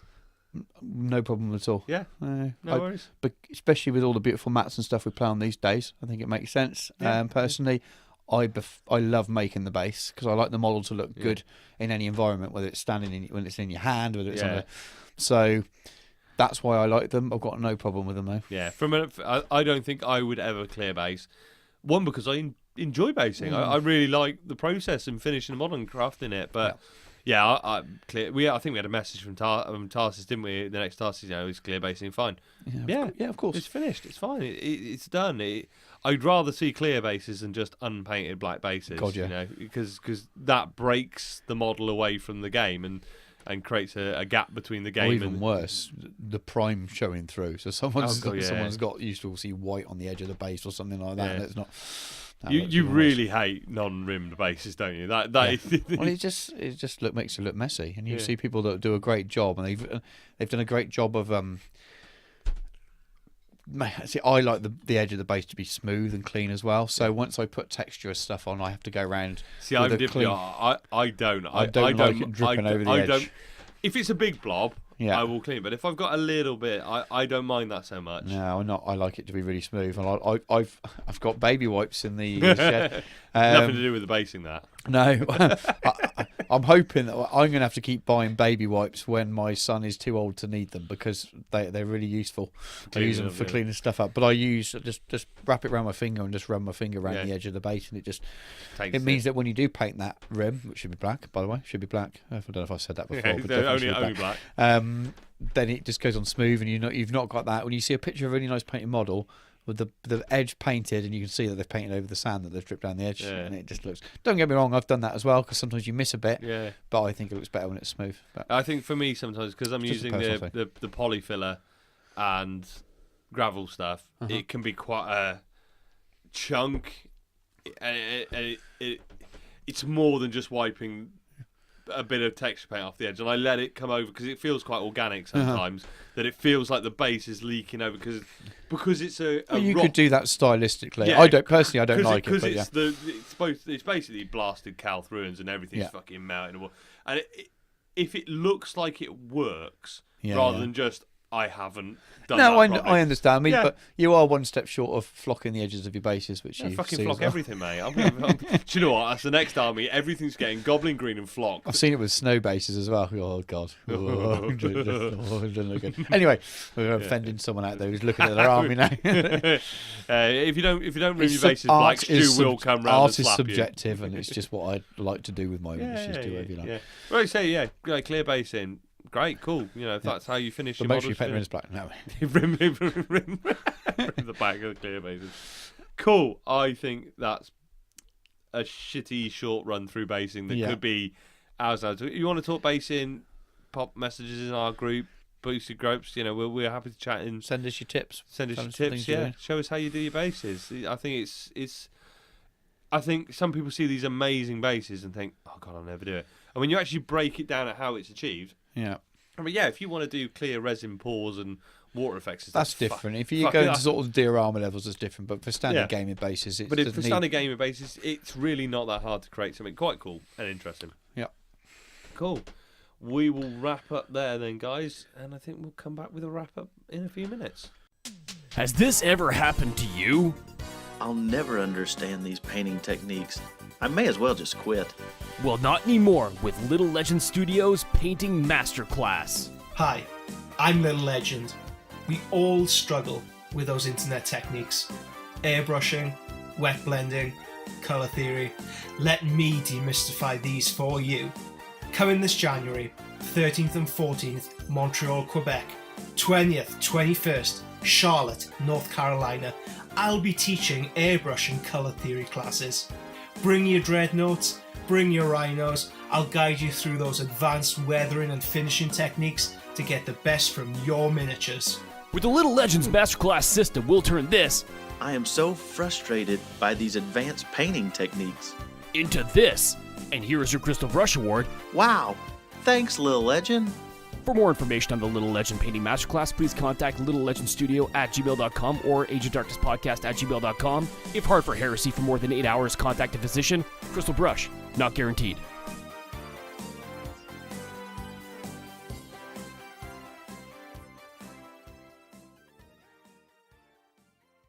Boom, and we're back again. Let's do a wrap up. It's like it was only 30 seconds ago.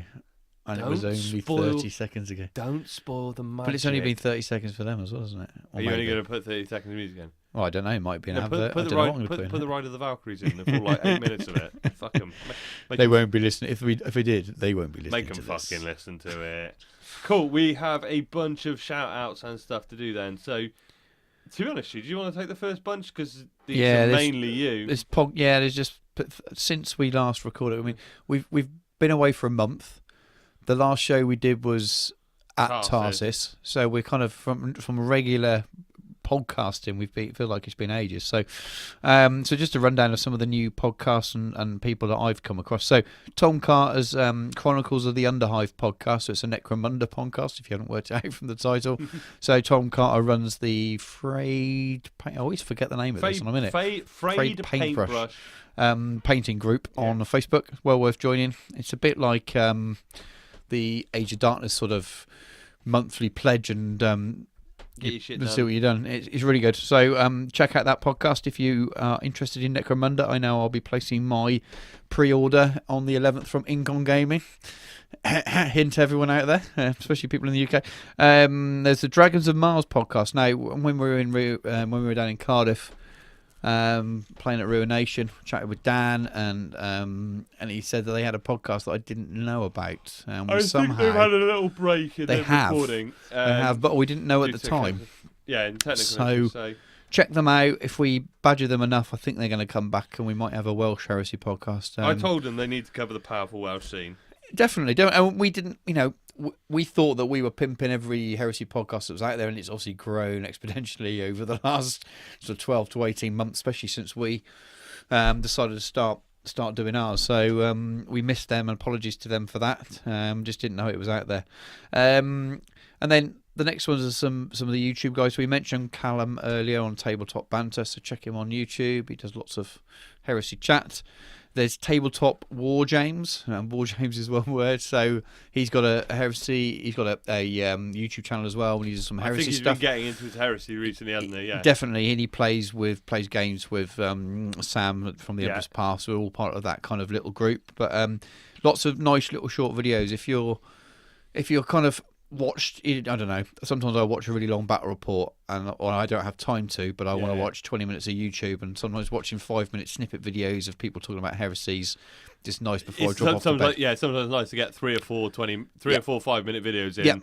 But I said sometimes I don't have 2 hours to sit down and watch stuff. Yeah, exactly. Generally, if I've got 2 hours to sit down and watch stuff, so if you're into the wife usually wants to watch a proper film or something. Yeah, definitely. I tend to watch this when the wife's asleep or reading in bed because I'm too tired to read. But if you like your YouTube, definitely check both of them out.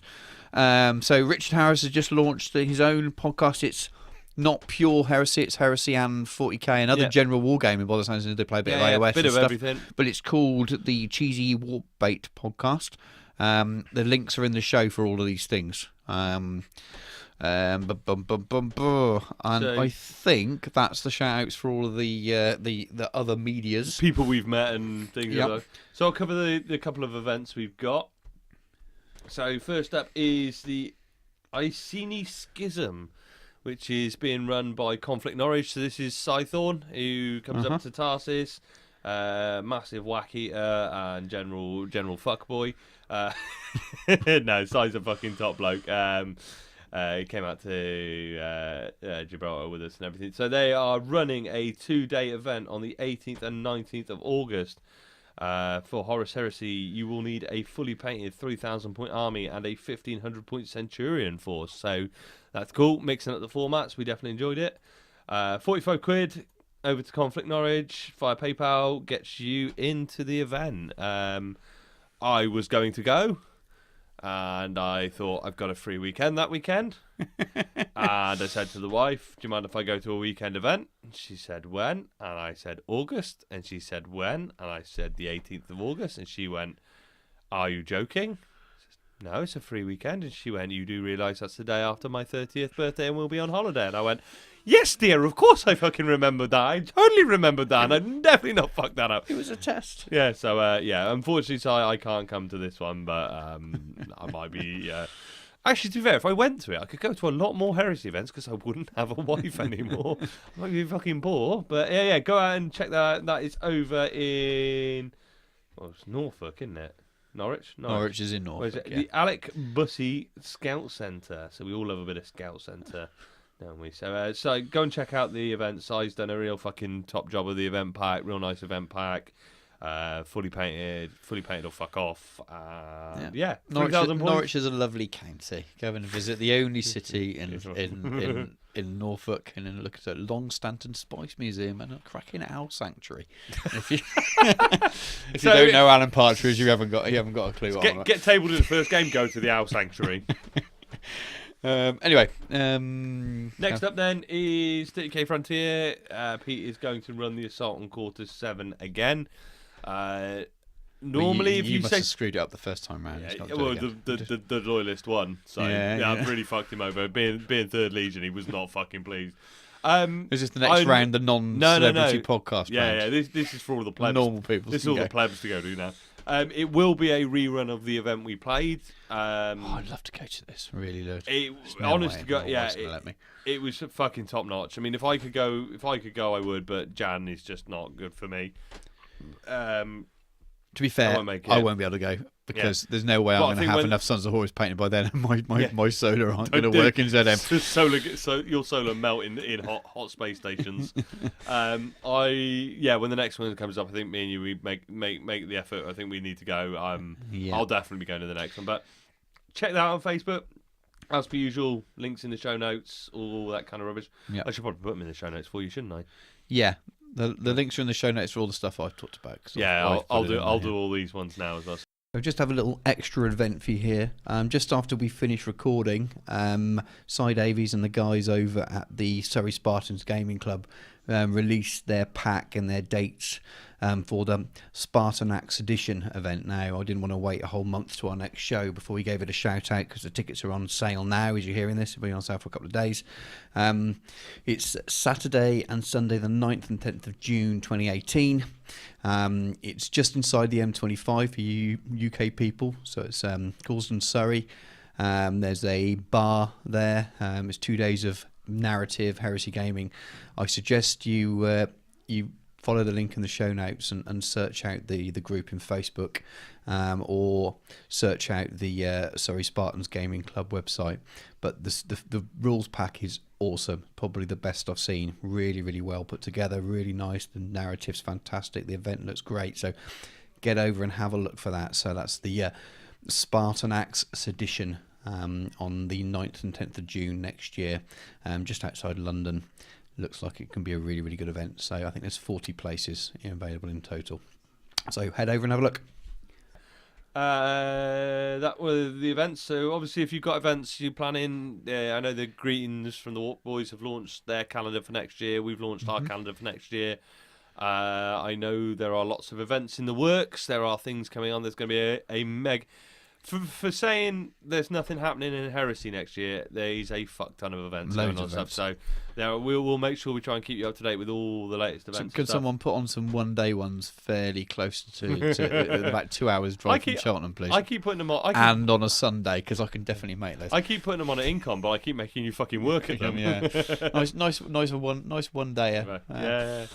But yeah, we will keep our eyes peeled. I'm going to be trying to make my plans for the new year and where I want to go and stuff. I'm probably not going to get to as many events next year. I'm going to have a very busy work year next year, but it's all good. So I'm going to try and hit a few. I'm looking at the Greeting for the Warp Bank Holiday Weekend. I might only make the Monday for that, but I'm going to try and get up there.